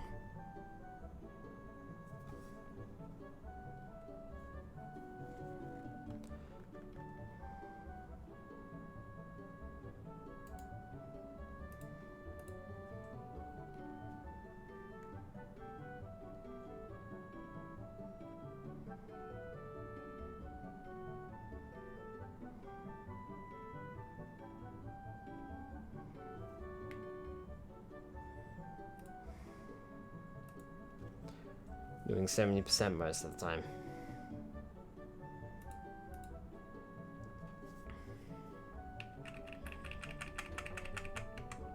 Dig is just a good way to get around things that may hurt Charmander. Good way to avoid water types and such, if you know what I mean. Whilst also giving it some stab. Not stab, but you know what I mean. Giving it some type effectiveness, because it's basically not going to have that. Then it's either... I can either fish for a Body Slam, I can just go straight in for a Mega Kick, but that's only a 75% accurate move. Or... I train to level 30 and go for the Slash.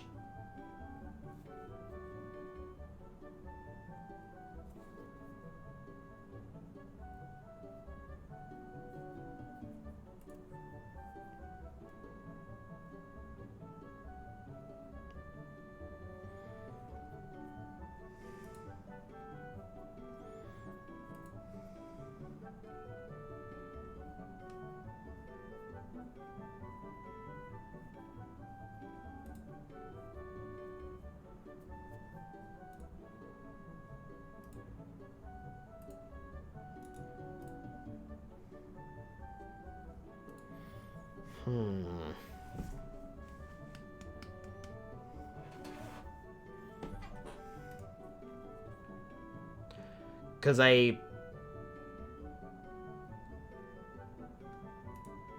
Swords Dance boosted Slash is going to be stupid for a sweeper. But that means leveling Charmander up to level 30 and no other Pokemon get a level increase.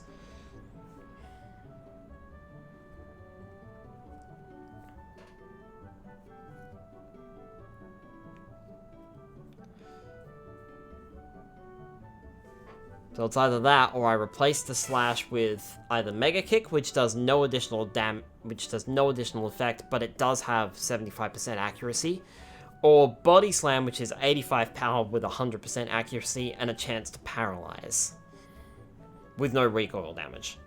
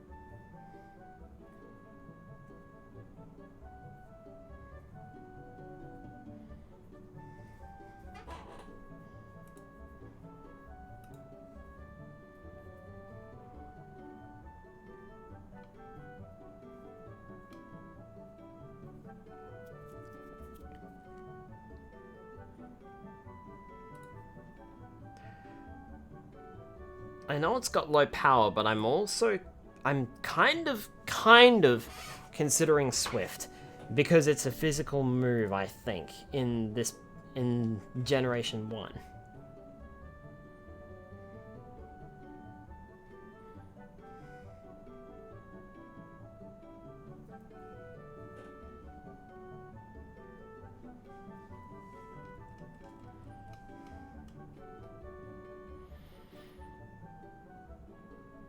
The Western versions of the Generation 1 handheld games, Swift inflicts damage and bypasses accuracy checks to always hit, can hit a Pokemon even during the semi-invulnerable turn of moves such as Dig or Fly.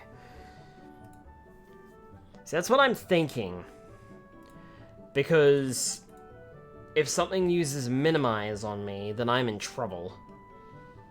So I am wondering if I either keep if I just go for Body Slam, or if I go for Swift, take the power drop, rely on Charmander's Swords Dance instead to boost the attack output, and then smash with Swift, which is almost a guaranteed hit.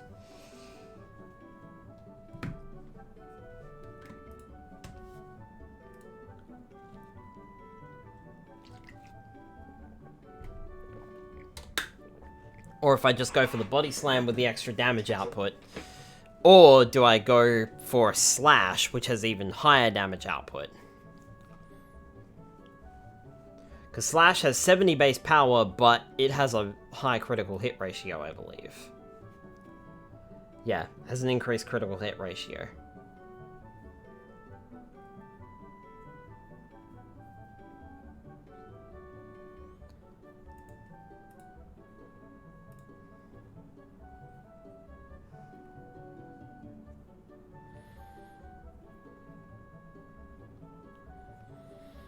But again, it means Charmander goes to level 30 and no other Pokemon gains any other levels. So I'm not sure that's a viable option.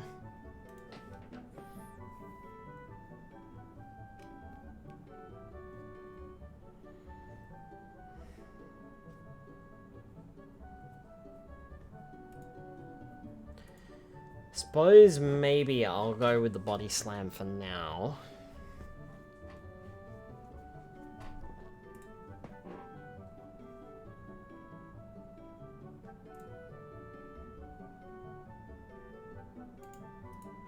What's submission do? Does damage, user receives recoil damage. Okay. Let's not roll with recoil damage. Let's go for the Body Slam and the Paralysis Fishing, which will be boosted by the Swords Dance. So, Charmander, Swords Dance, Dig, Dragon Rage, and Body Slam. Yep, I think I'm happy with that. Besides, we have a Slasher. We have Sandshrew over here, so let's see here.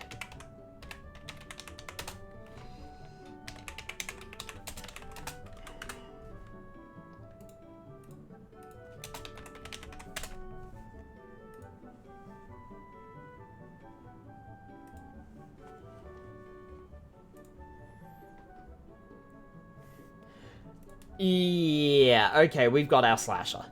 So we've got... So for Sandshrew, we've again got Swords Dance, Slash,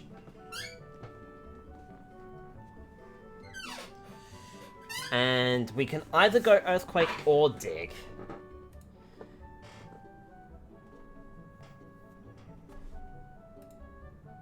It's also recommending Rock Slide here.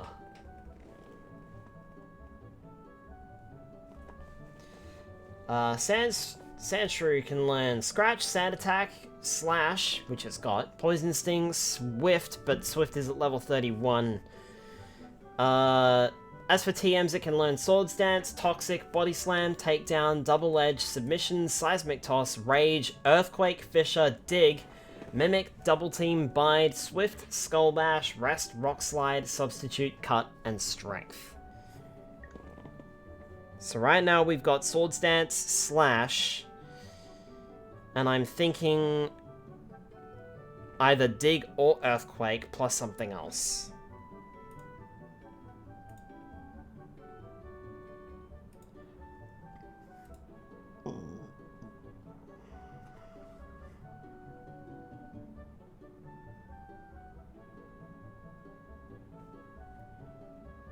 Let's go with... Dig gives it immunity for a turn and does this... has the same power as Earthquake in this generation by the looks of it. So... is that going to be necessary? I don't know.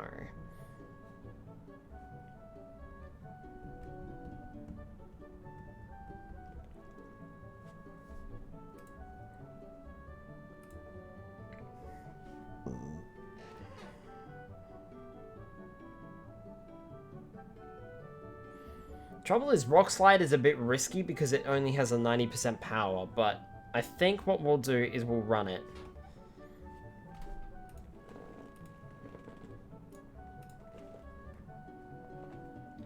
We'll keep the Slash, and we'll go with Earthquake.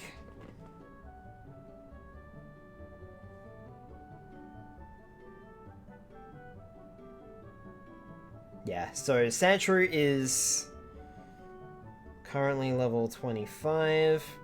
Swords Dance, Slash, Rock Slide, and Earthquake. Just kind of what Smogon recommends, which is Swords Dance, Slash, or Body Slam, Rock Slide, and Earthquake. So yeah, I'll be taking a bit of a risk with Rock Slide because it's only a 90% accurate move, and I don't like running 90% accurate moves if I can help it. But it does have Slash, Earthquake, and Sword Stance. I think it'll be okay. If I'm completely honest. So that just leaves, then, Clefairy, and I wanted you because I can't use Staryu, which is stupid. Level 25, and I wanted you to be a able utility Pokemon. Or a type coverage Pokemon, I suppose. Set Gen 1. And Smogon.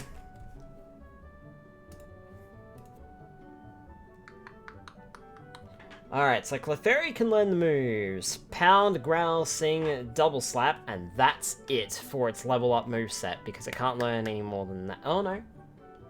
It can learn Minimize. It has Minimize. Ooh, that's nasty. I like Minimize. Does Minimize actually work in Stadium? I thought it was banned. The sprite is replaced by a tiny generic image of this move. Raises the user's evasion successfully. In Gen 1 only, it is only replaced by the tiny generic image if the battle animations are active.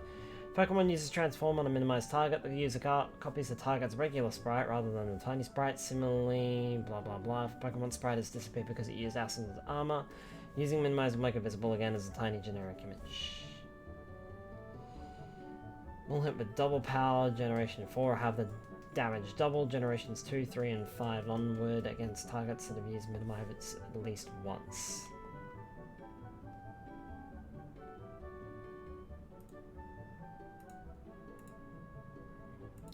Okay, so Minimize is its final move because it learns Metronome at level 31.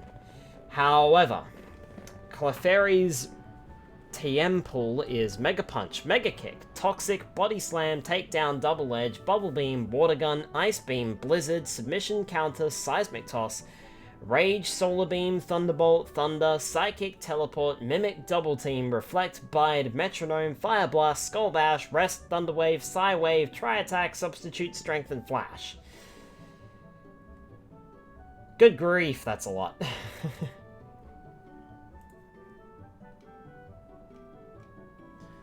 So Smogon is recommending Body Slam, Thunderbolt, Blizzard, and Thunder Wave.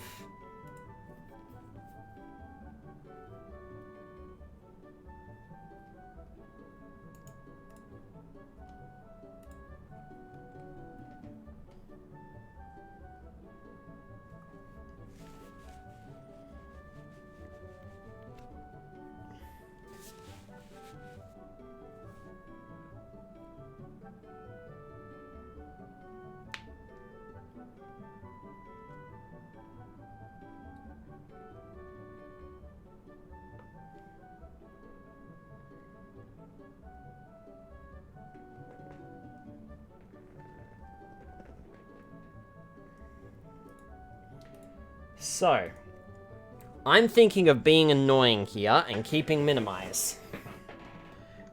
Because I think that's just going to be a really fun and annoying strat. We've seen how well that works on some of the Pokemon here previously, so... Now then. I want you to be my special attacker. So let's go with... Psychic. Thunderbolt. And Ice Beam, I think.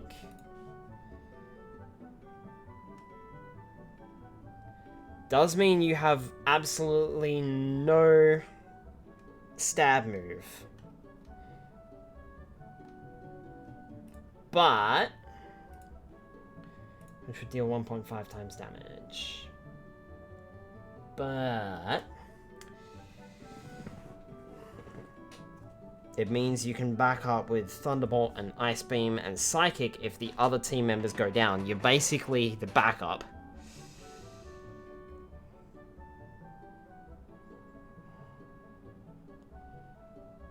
Because Abra and Ghastly both know Psychic. Dratini is the only Pokemon that knows Ice Beam, and Ghastly is the only Pokemon that knows Thunderbolt. So if anything, I should drop Psychic. Because I have 2 Pokemon already that can learn that know Psychic.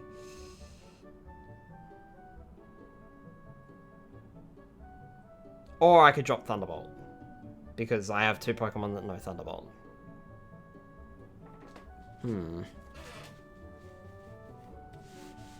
And again, that's to get Body Slam or Hyper Beam, which I don't think I can learn, no. So it would be Body Slam.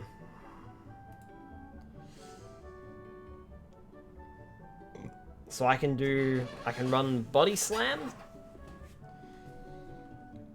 or I can run, because I do want to keep Minimize.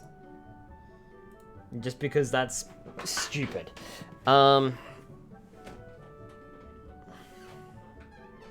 I'll keep Minimize. I will run Psychic, Thunderbolt, and Ice Beam, but do I want to change those out to... one of those out to a Body Slam?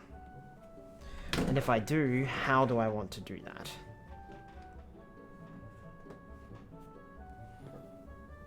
Abra and Ghastly both have Psychic. Dratini and Ghastly both have Thunderbolt. So Ice Beam is a must. So it's either the Thunderbolt or Psychic that gets dropped. Thunderbolt is 95 damage, 100% accuracy. Psychic is 90 damage for 100% accuracy. So I'd be better off dropping Psychic because Thunderbolt does more damage. But Thunderbolt can be resisted by much more. So I should probably keep Psychic then. And drop Thunderbolt. Yeah, let's do that. Let's drop Thunderbolt. And instead replace that with Body Slam. Yeah.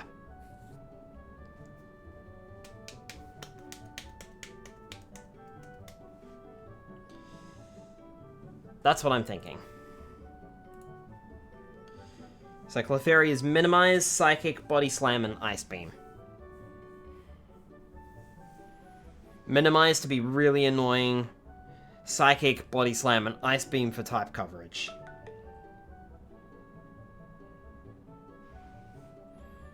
That's because Dratini and Ghastly both know Thunderbolt.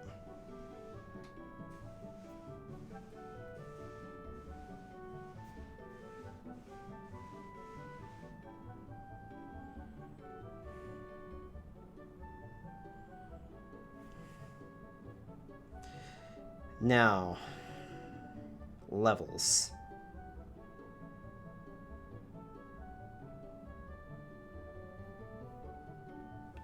So we have level 80. So 30 plus 30 plus 25 plus 25. So 30 plus 25 plus 25, that's an 80. So I can boost all Pokemon to 26, which would be a total of 78. So I could run 2 Pokemon at level 20. I have the same idea. I can run 2 Pokemon at level 27, and then 1 Pokemon at level 26. So I could go 27 plus 27 plus 26 is 80. And then it would be a case of choosing which Pokemon I want to boost up to those levels.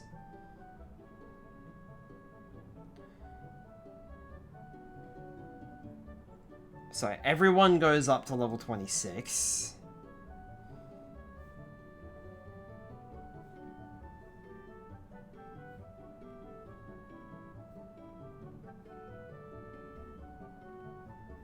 Just like in the previous cup. Everyone goes up to level 26. And then I choose no more than 2 Pokemon to go up to level 27. And I am thinking, of those 2 Pokemon, I should pick Clefairy, because it has Psychic, Body Slam, and Ice Beam. Specifically, it has Psychic and Ice Beam.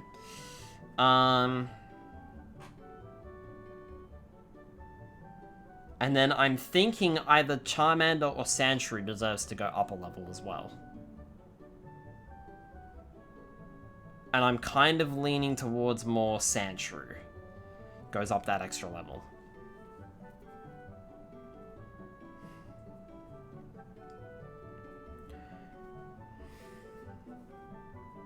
Because I could bump Abra up.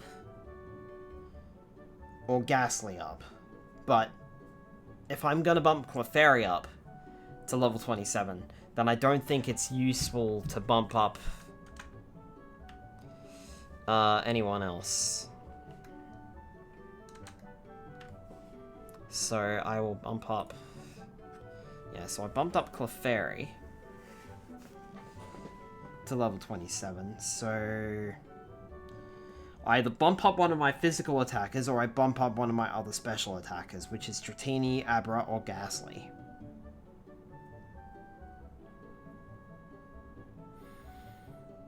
Charmander or Sandshrew, or Dratini, Abra, or Ghastly.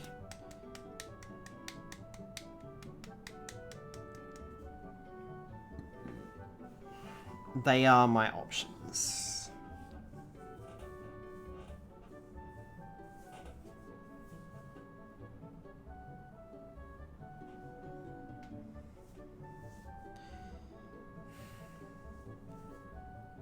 And I could in theory, if I wanted to, I could do 3 to level 27. And then keeping the other 3 at level 26. If I was to do that, I would probably pick Sandshrew to boost. And then either Abra or Ghastly. If I was to do that. If I only want to run 2 at level 27, then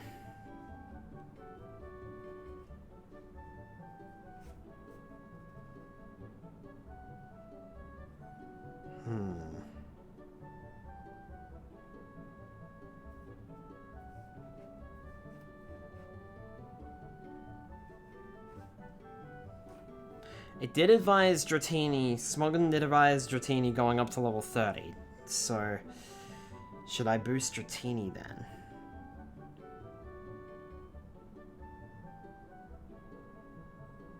And it suggested boosting Clefairy up to level 27 anyway, so let's go 27 for Clefairy. So Clefairy is locked in at level 27. It's just, where do I put the other level 27? Slash plural.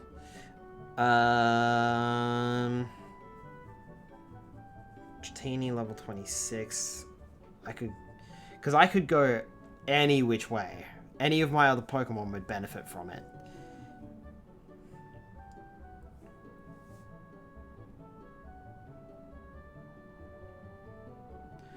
what Pokemon would I want to have on a team, and what Pokemon would I not want to have on a team all the time?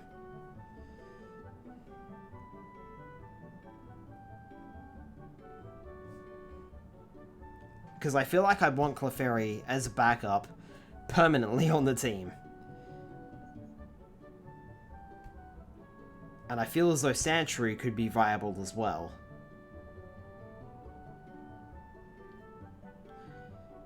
But perhaps Sandshrew isn't worth the risk.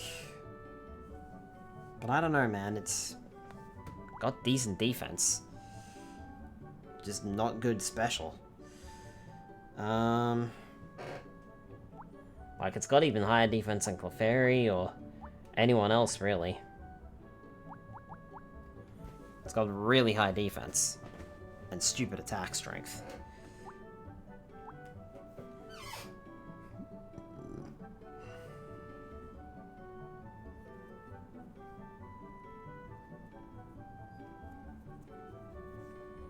I feel like Charmander is a Pokemon that I'm not going to be using very much, because Sandshrew is better, because look at those stats.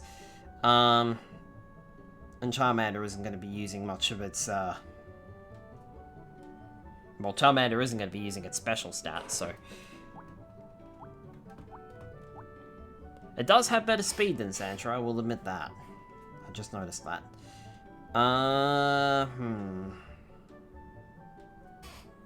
Ghastly, Dratini, or Abra. Because that's the other thing. Everyone could benefit from that extra level. Everyone could benefit from that extra level. So it's, who do I want to give that extra level to exactly?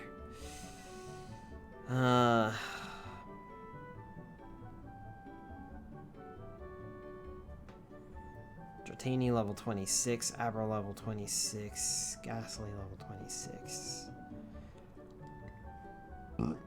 I feel as though Ghastly doesn't need the extra level, because if it's going to be level 27 and blow up, or it's going to be level 26 and blow up, then, you know, it's probably gonna knock something out.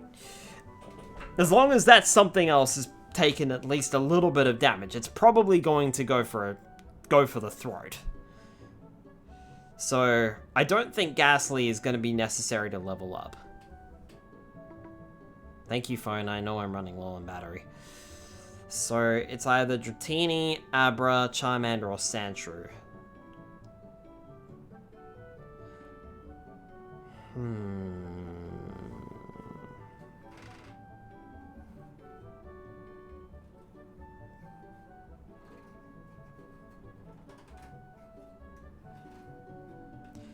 I kind of want to roll with Dratini, to be honest.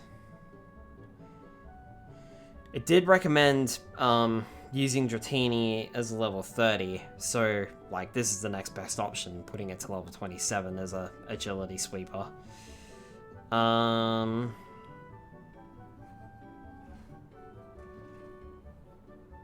mean, I could boost it up to level 30, but that means bumping everyone down to level 25. And I'd rather give everyone a little bit of a benefit. So, I think... I mean, it didn't really recommend Abra to be leveled up, so... It suggested Abra at level 25. So, let's bump up Dratini's level to level 27. And then I'll leave it. Yeah, let's do that.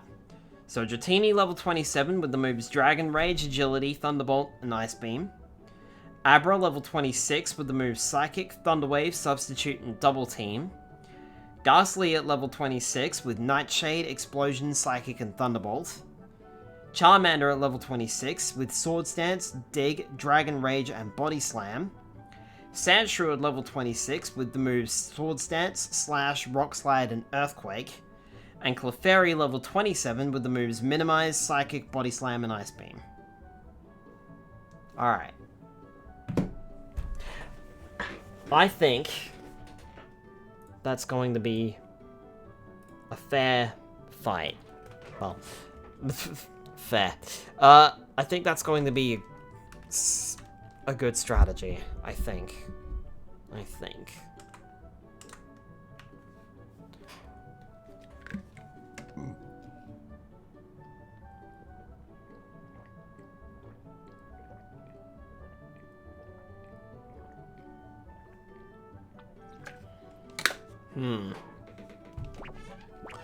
Alright.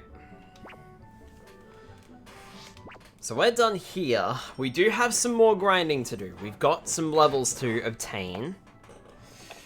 So let me see here. Let me do a quick level check. Let me do a quick level check.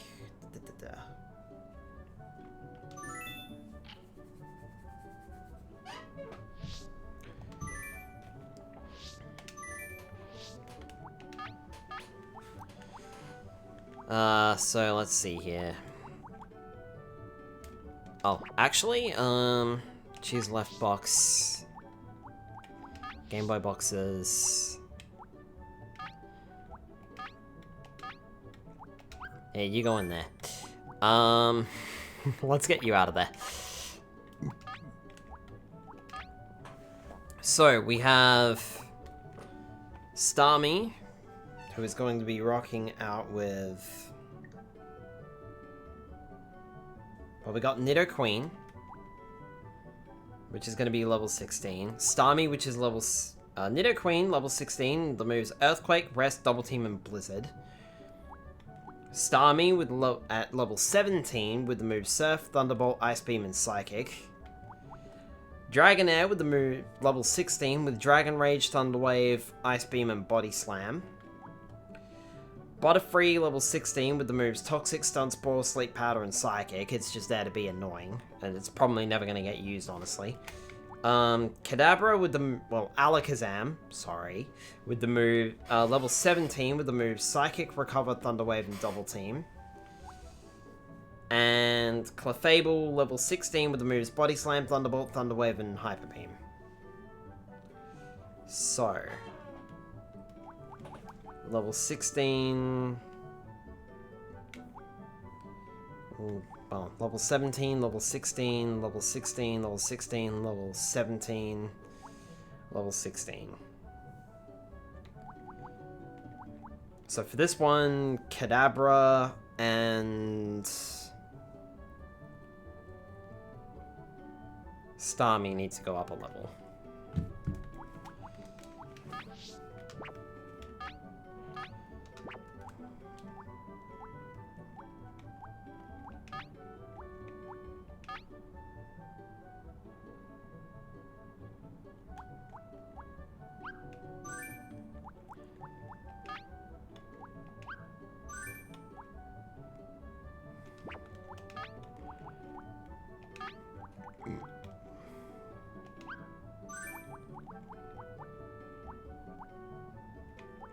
Oh, and on air drag.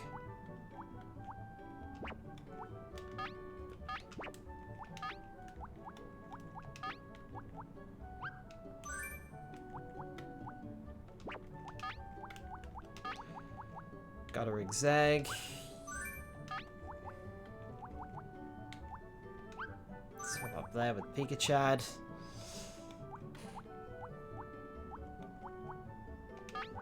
Night Dragger.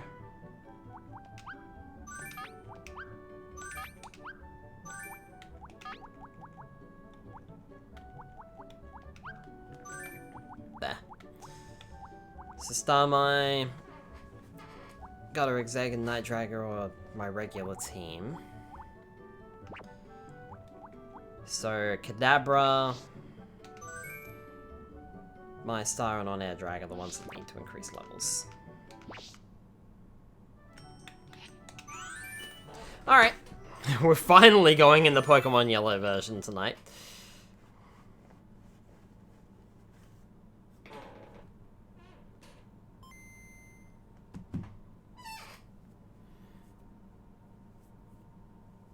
So these three Pokemon each have to go up one level.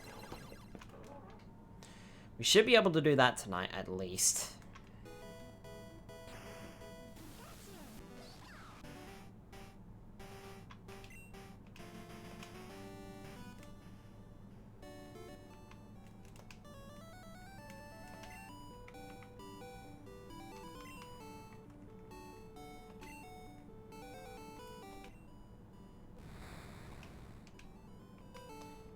$552.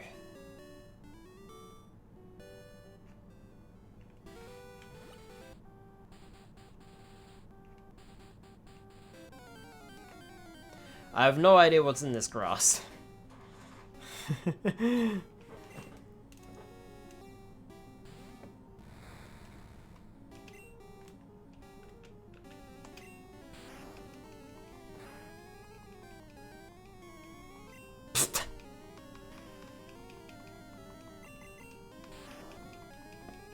Blam.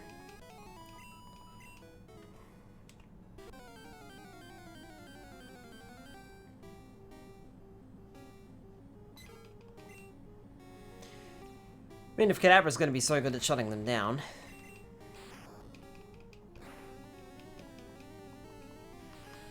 Oh, really?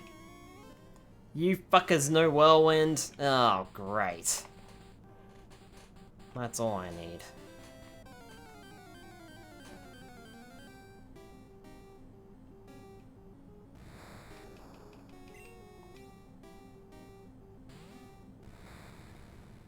And you're just gonna teleport away if I don't kill you in one shot. Which I can't. Yep. Bye! Ugh. Lovely. So the Pokemon here are completely fucking useless to train against. This is at least what I'm gathering.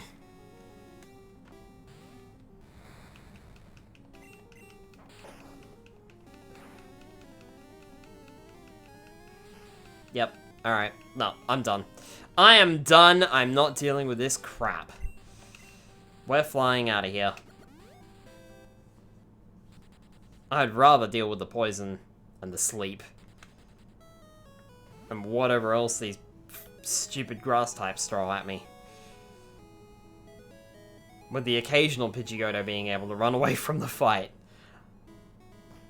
Don't care. This is stupid.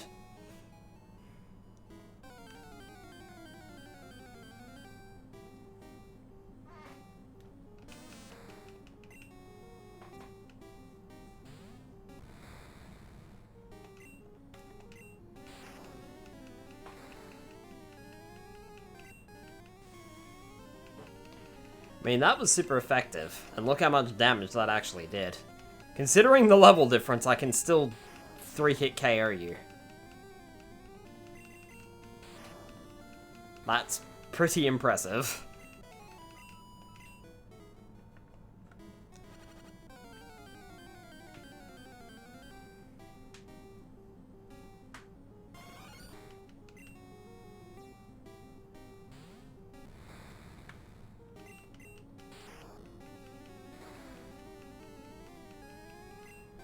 Critical hit, super effective.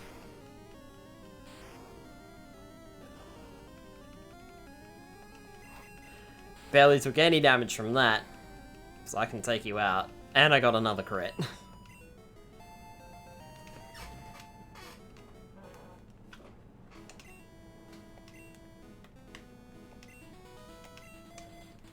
Alright, so that's Kadabra leveled up, right? Yep, level 17. Okay, so Dragonair needs to go up a level, and then Starmie needs to go up a level, and then that's it.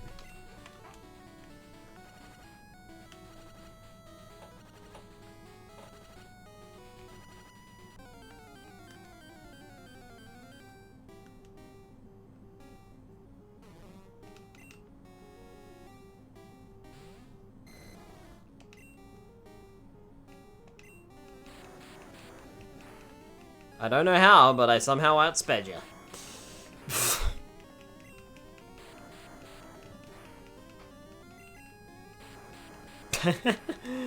Somehow or another, I outsped the crap out of you. That's impressive.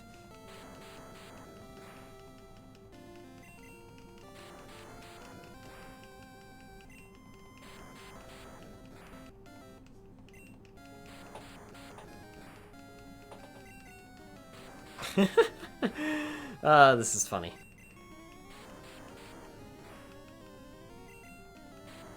This shouldn't be working, but it is.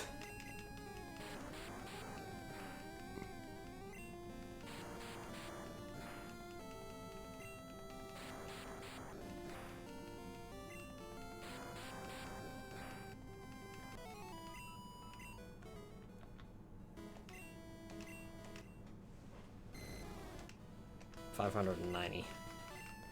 Still a pretty long way to go for on-air drag.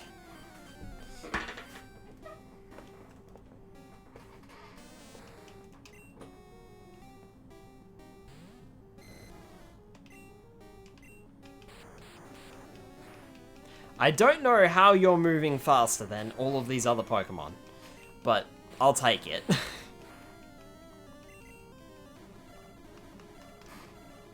That's gonna hurt.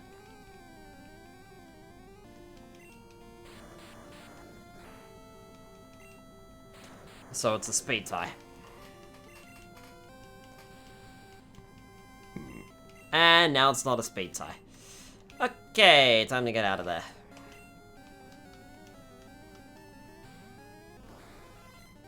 I don't actually remember if my star has any attacks. It knows tackle.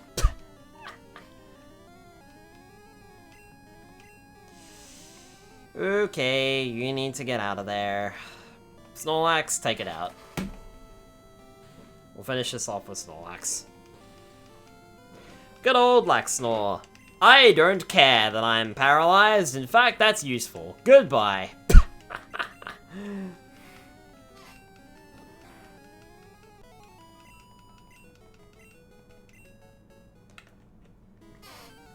Okay, so on-air drag can't, and Starmie can't really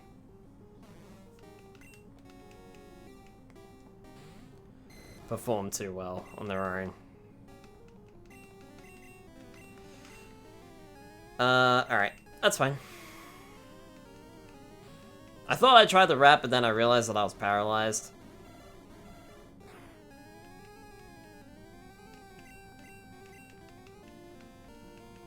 Stun Spore, nice try, I'm already paralyzed. And good night. God, I love Laxnor's power. This is why it's back on the main team again.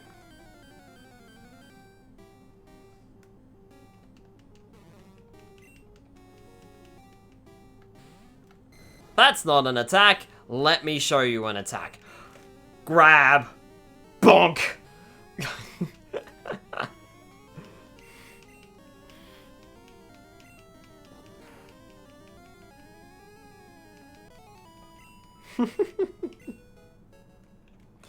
I like to think Laxnor is just a little too lazy to get up, so it's just like, let me show you an attack. It grabs the Pokemon as it was attacking itself, because Laxnor is slow. So it just snatches them after they finish their attack, just grabs them out of the air, bonk, and then just drops them back on the floor.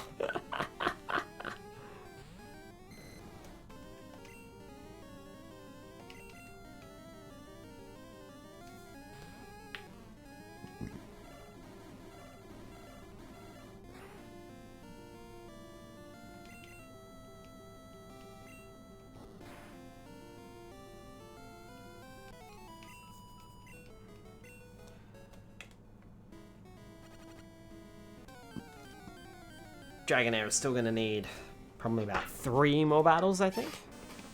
2 or 3.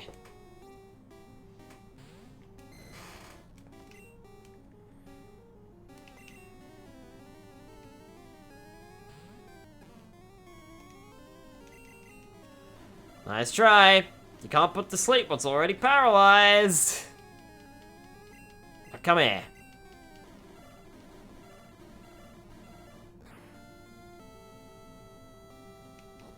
Bonk.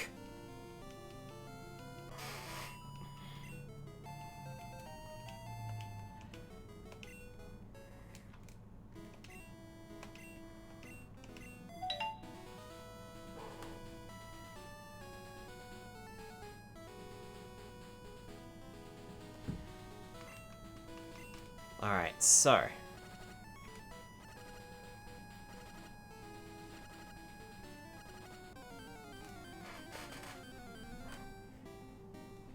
Dragonair is up to level 16, so now it's just Starmie. Up to level 16. Or up to level 17. And then Starmie's all good.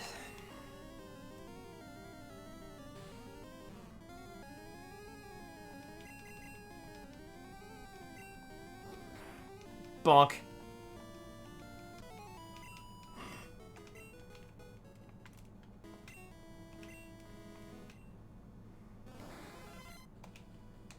$626, alright. That's about 6 more battles, and I think that's how much PP Laxnor's headbutt has left. So cutting it a little bit close there, my star, but never mind.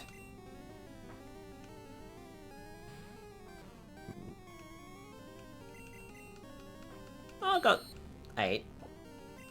Oh, come on! Fine.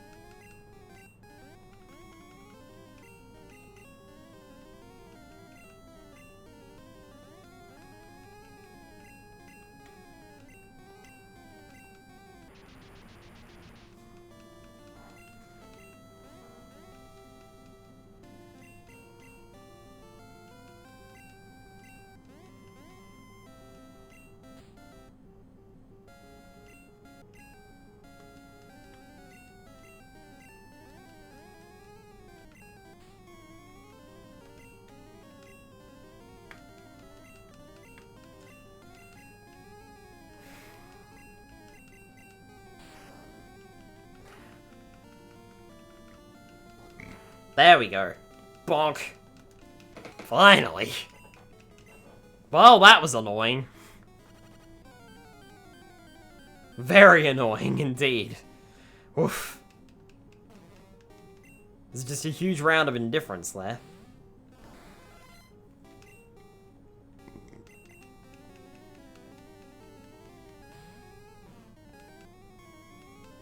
Nice try.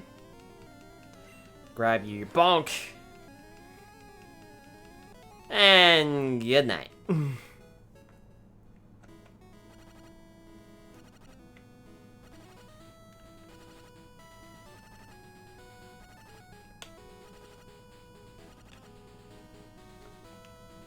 Kadabra fainted, that's fine.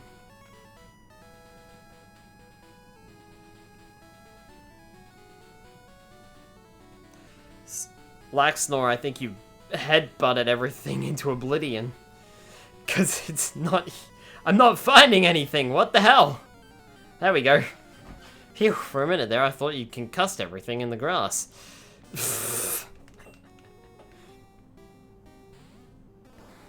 There wasn't that much to begin with, we've killed it all.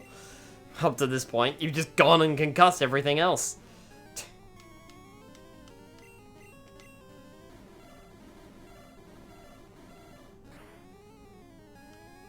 Not too worried about that. I am worried about the full paralysis, though. Because that seems to be plaguing me more than it should. There we go.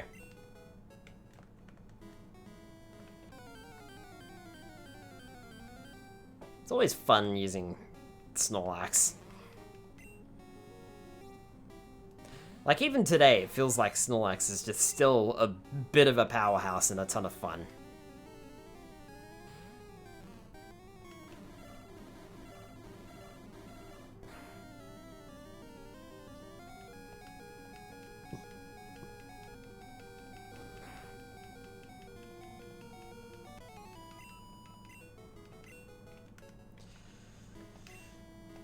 Okay, you... Yeah, you're about to level up anyway, so...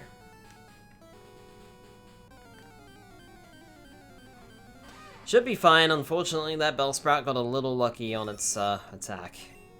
That's all.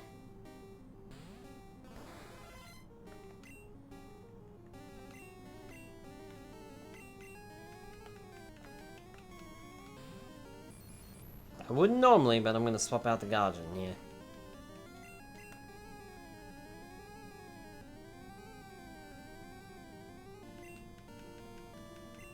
I missed. Really?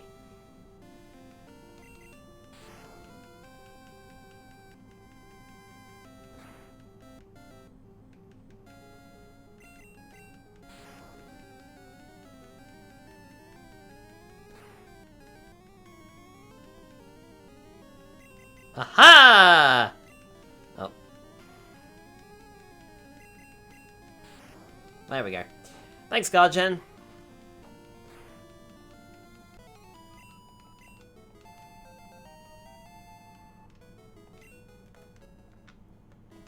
Pokemon, Pidgeotto, Fly.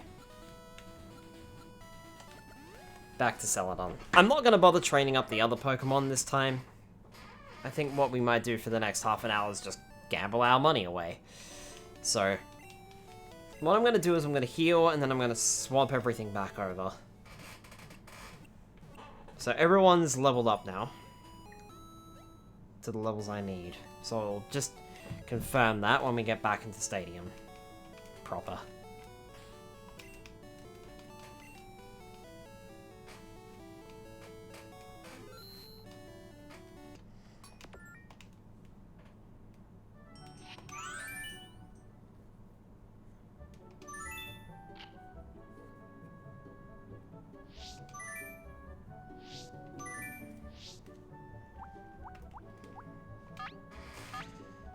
Okay, my star.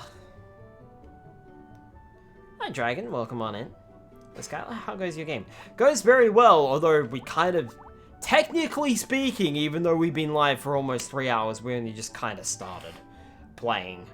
And we're not going to be playing for much longer, because I sat here for these past 2.5 hours determining moves for all these Pokemon. So let's see here. You're going there. You're going there, and you're going there somewhere. Yeah? Yeah. Nice done. Okay, so let's reconfirm this. Make sure I've got all the Pokemon in the right spot. So level 17 Starmie. Yep. Level 16 Nidorina. Yep. Level 16 Dragonair. Yep. Kadabra is level 17. Technically, it's going to be an Alakazam. So, yep. Free Butt is level 16, yep. And Airy Clef is level 16, yep. So that's all confirmed. So, next stream I will do... Rip for time wasting, also rip for too many Pokemon moves. I wouldn't exactly say it was time wasting, it was just time consuming. More than anything else, it was just time consuming, I reckon. Tiny Dra is level 27, so that's got to go up 2 levels. Abra's got to go up 1. Garcel's got to go up 1. Charmander's got to go up 1. Shreesand has got to go up 1. And Clefairy has got to go up 2. Okay. That's fine. But for now, I'm going to put all my regular Pokemon back into the team.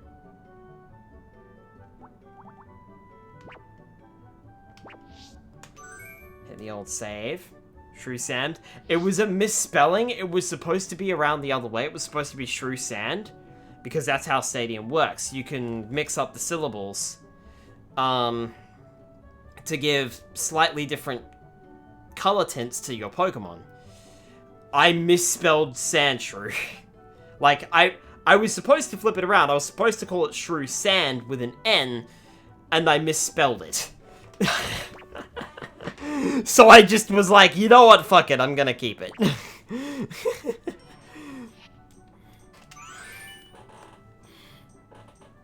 I can't be bothered going to the name raider in Lavender Town, so it's just stuck.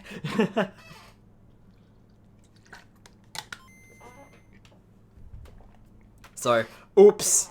Oh well.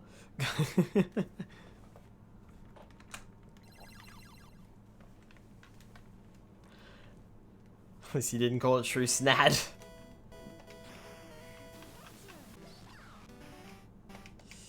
Alright. So for the rest of the stream, well, for the next 20, 25-ish minutes or so, I'm going to do the game corner grinding again. We know how this works from last time. I take a save. I walk in. I head to the first machine.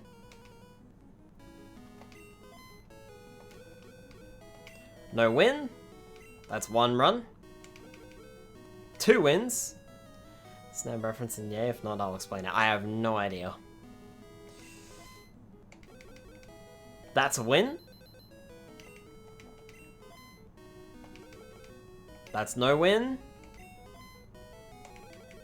That's no win. Step out. Step in.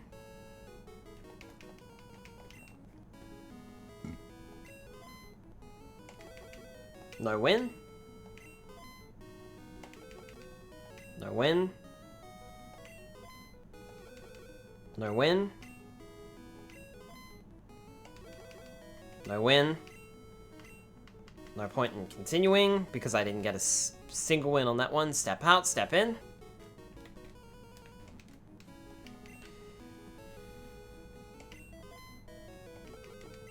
No win. No win. No win. No win, step out. Sand is a Minecraft mod item that decreases the amount of time to grow a cactus or sugarcane. It looks exactly like sand aside from that. Oh, okay.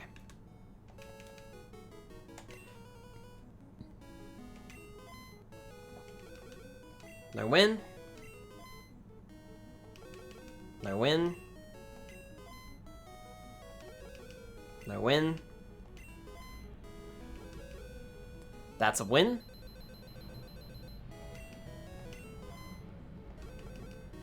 That's a win.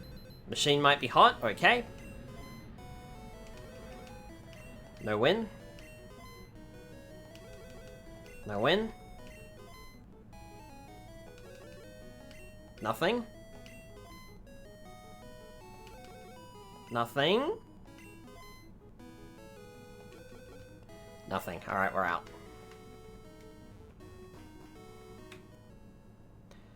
Step out, step in.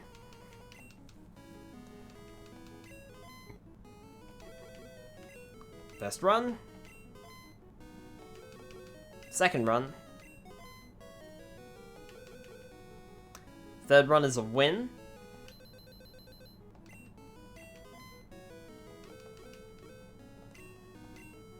Fourth run was no win. Fifth run wasn't a win. I'm gonna give this one more spin though. Because I feel as though it's delayed. And I'm not sure if it's trying to push something.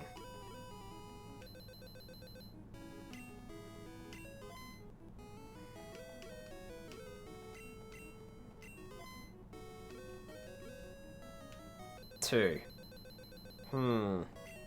This machine might be hot. Let me keep going for a bit. 1.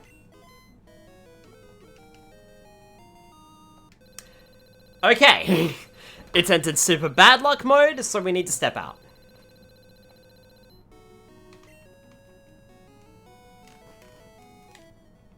That was a good payout, though. Also, before I step in, I'm gonna save again. Because that was a big win.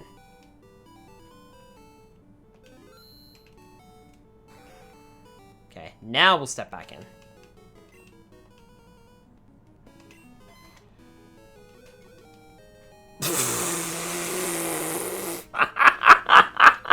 Fucking alright!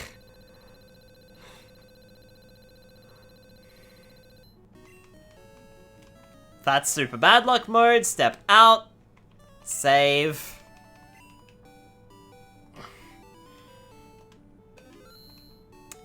Step back in. 2 times in a row. Let's go. If you do that a 3rd time in a row, I'm gonna freak out. 1. Yeah, I didn't think so. 2. The slots feel more responsive now, so 3. 4. Step out. Step in.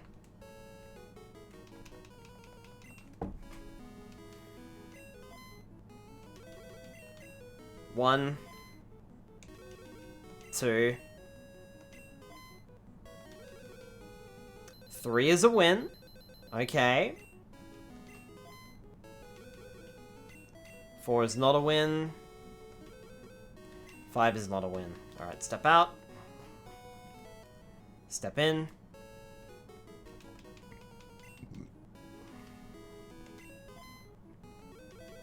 One. 2. 3. 4 is a win.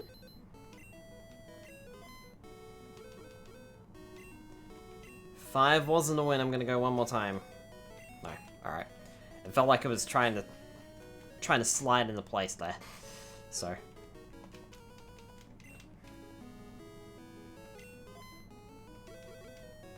One is a win. 2. 3. 4. 5. Might be hot. Yeah, don't think so. It looked good, but then it refused to be hot for the next 4 runs, so. 1, okay, that's a good start. Don't you go getting my hopes up again. 2, 3, 4, 5. Nope.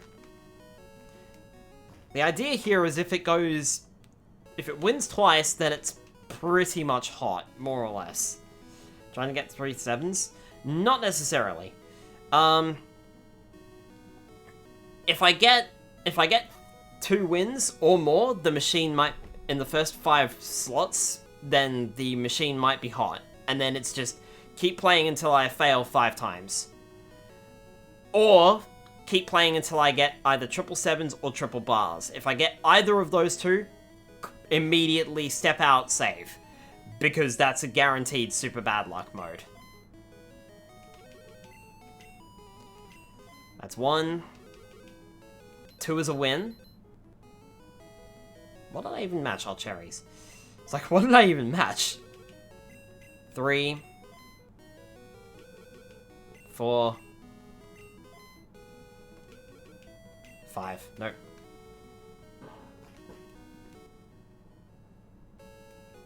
Step out, step in.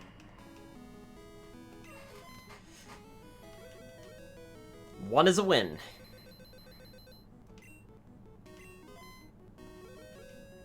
2 is not a win.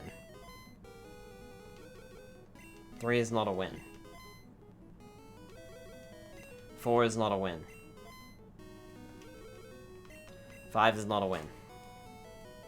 Remember, it's an increased chance on this machine, but it's not guaranteed. We could be here for the rest of the stream and it won't go hot.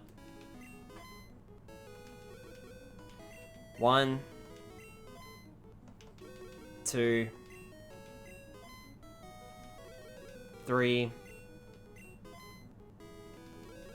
4. No point in going for a roll 5, because it didn't even go hot once.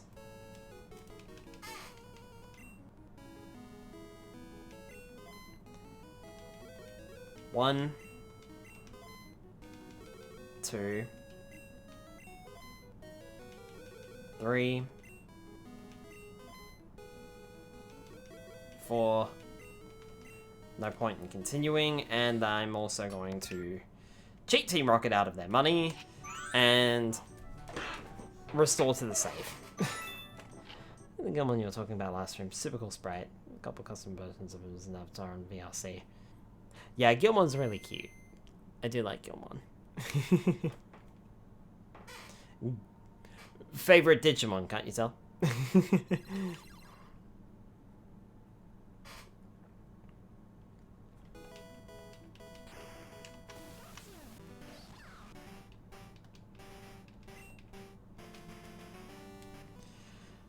Step in. Check again. This is a lot of Gilmon. 1, 2, 3, 4. Step out. Step in. This is how my friend's character in D&D felt like that one time when he was when he cast Zone of Truth, or Circle of Truth, or whatever it was. 1, 2, 3, 4. Step out.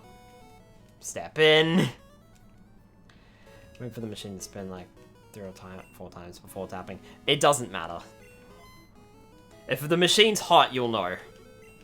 1, 2, 3, 4. 5 was a win, but 5 was a win, so I shouldn't have even spun it that 5th time, to be honest, so nope. Try again. Hey, that's a win on turn 1. Nice. But are you a hot machine, though? Me? Nah. That's a win on round 2. And a win on round 1. This machine might be hot. Because Proto.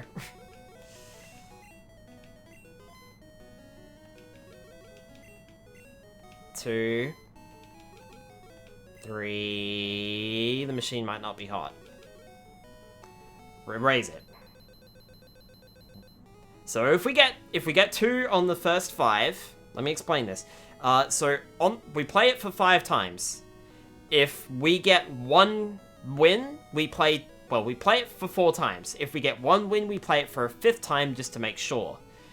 If at any stage of those 5 rolls we get 2 wins, the machine might be hot.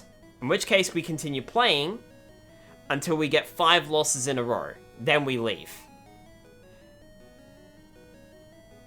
If we only get 1 roll or no rolls during that entire time, the machine is not hot, we walk out. So now we just keep playing until we get 5 misses in a row. That's 2. That's 3. That's 4. 5. Okay. Proto equals toaster though. Smart gambling be like, I mean, I wouldn't go trying this at your local casino or anything. You might get thrown out. Though I suppose if you're always walking out the door anyway. 1, 2,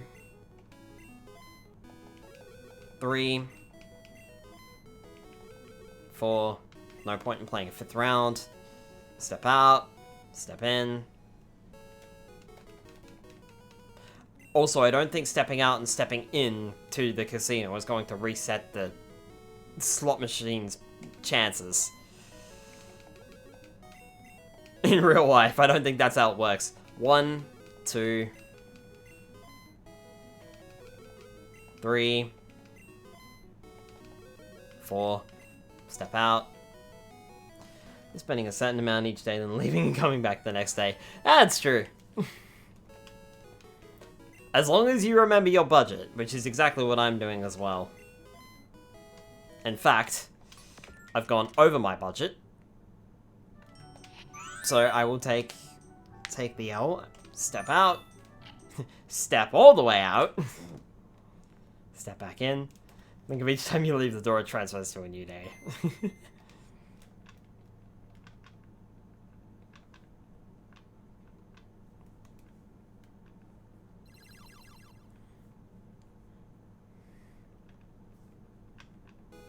Good way of looking at it, really.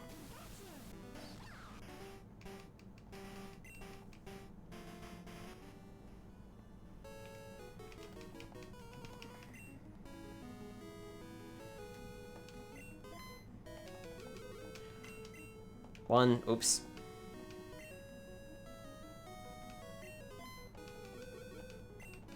2, 3,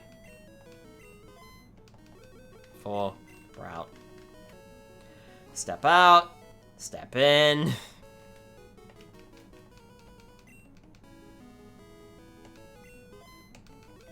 One, 2 is a win. 3, 4, 5, no win. Step out, step in.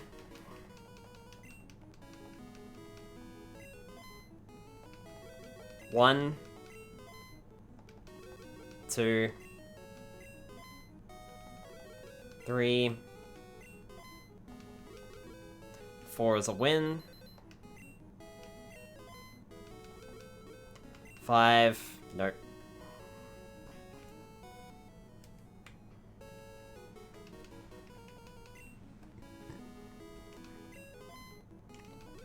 1, 2, 3, 4, nope. Step out, step in.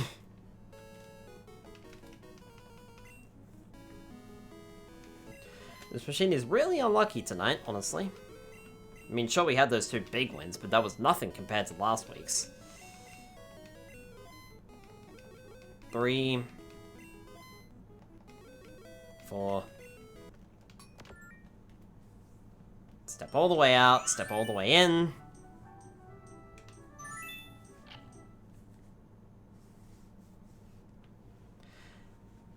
Might have paid me out today, and I don't think it's gonna pay out too well for the rest of the stream.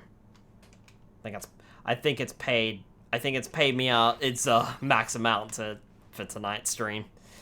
It's like, yeah, you know what? You won twice. You won 2 big amounts twice. You're done here.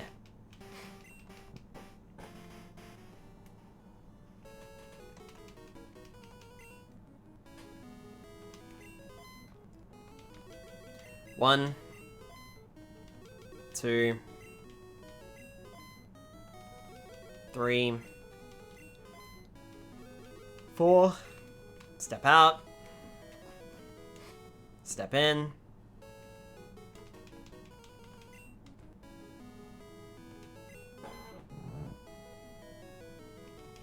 1, 2, 3, 4 is a win.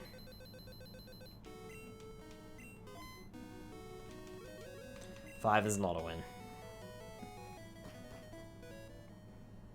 Ideally, you want to be rolling that first one on the first 1 or 2, maybe even 3 slot rolls. Because usually you get them in about 3 rolls each. 1, 2, 3, 4. Nope.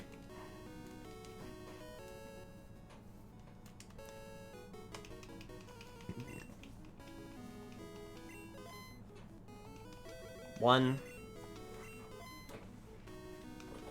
2, 3, 4. Nope. Step out. Step in.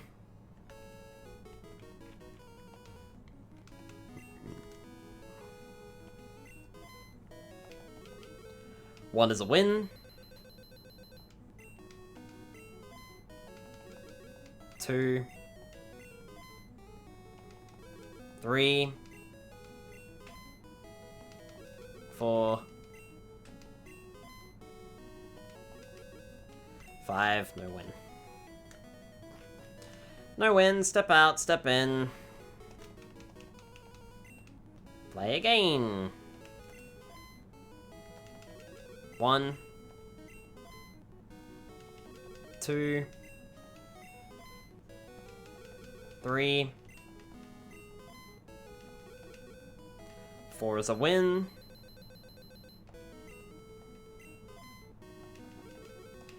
5 is not a win. Step out. Step in.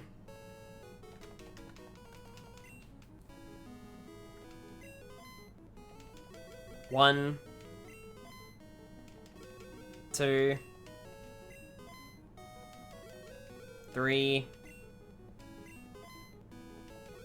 4. Close game. Restart game. I feel doing this. Drives you mental, doesn't it?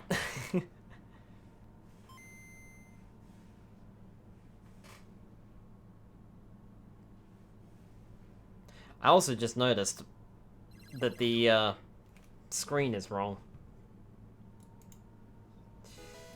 Oops. Should be crop pad Nintendo 64, and then the scaling / aspect ratio should be on. Oh look, now you can see the whole screen properly. My bad. I mean, not that it mattered anyway, all the action was on the middle of the screen there. So it wasn't terrible. Just realized it and it bugged me slightly. Okay, here we go again. 1, 2, 3 is a win. 4, 5 is a win. Might be onto something here. I didn't even notice. Alright. 1, 2, 3, 4. You weren't hot, were you? It was just a sweet little lie. Step out, step in, try again. 1 is a win. 2 is not. 3 is not. 4 is not. 5 is not. Stop lying to me, machine, and start going hot.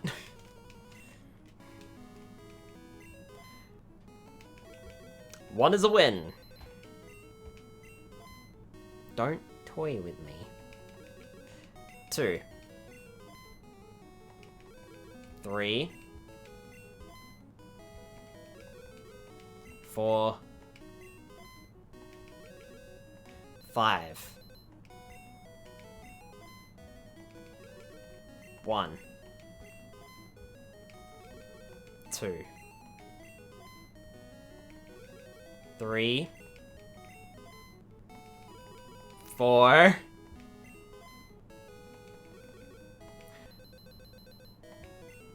Now you're just being sneaky. 1. 2. 3. 4. 5. No. You're not hot, you were just trying to fool me. That entire time, you just burned through my coins. What an absolute sleaze. 1. 2. 3. 4. Step out. Step in. This is gonna be the last time too, like, either it goes hot or I run out of coins. And yes, that's actually gonna be the fact here, because I'm at 1800. What is the budget, by the way? The budget is 50 coins. So I start with around, I think we had like 1849 going in. So once I go below 1800, that's it. Cutoff point, reset. So this is actually going to be the last one. If this machine isn't hot, then we're out. 1. 2. Because it is 11 o'clock. So. 3. Okay. Might keep us going for a bit longer. Gonna have to do it one more time though. No. Alright. Because I'm still over 1800, I'm gonna go what? I'm gonna go back in. I'm gonna do it once more.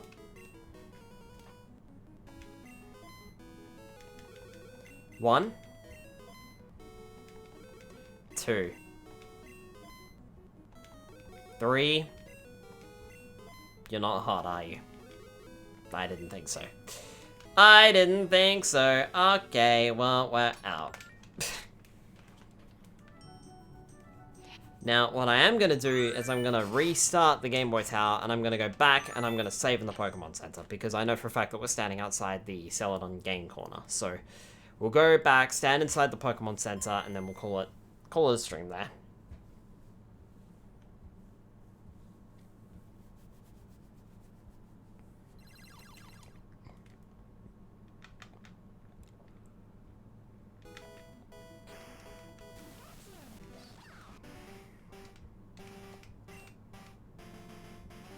Better to save in the Pokemon Center, because that way you can use Professor Oak's PC.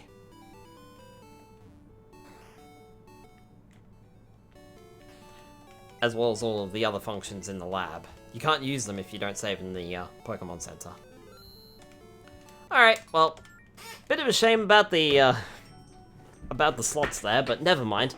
We did do a lot of planning. We've actually gotten pretty much all of the planning done, so now it's just a matter of leveling up the rest of the team. Well, I say rest of the team, but, Petit Cup. Is it the Petit Cup?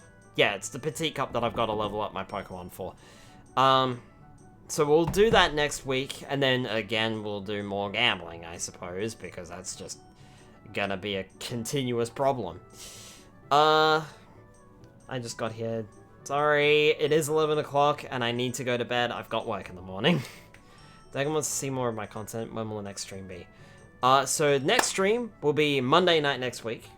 That will be more Pikmin.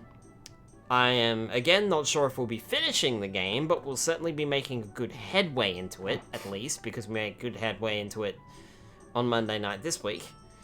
Then on Tuesday night, next week, of course, will be Skylar's Spyro Year of the Dragon, which will be more Spyro 2 Gateway to Glimmer. We should, in theory, be pushing for the game's completion unless I go for skill points, which I decided at the start that I probably wasn't going to bother with, but I'm kind of thinking about it. But maybe, that's a strict maybe. If we do go for skill points, it could push it out to another stream again, so I'm not sure. And then if you want to see more Pokemon Yellow / Pokemon Stadium action, you'll see me on here on Wednesday night next week. As I said before, we've got the rest of the Petite Cup to level up for, and then we've got more gambling to do to try and get that Dragon Rage. And then we can finally move back to our main team and continue once all that's done. Eventually. In the meantime, Dragon King, I do upload all of my streams to the VOD channel. I don't actually know if the VOD channel's in my info panel. Whoops. Should probably fix that if it's not. Oh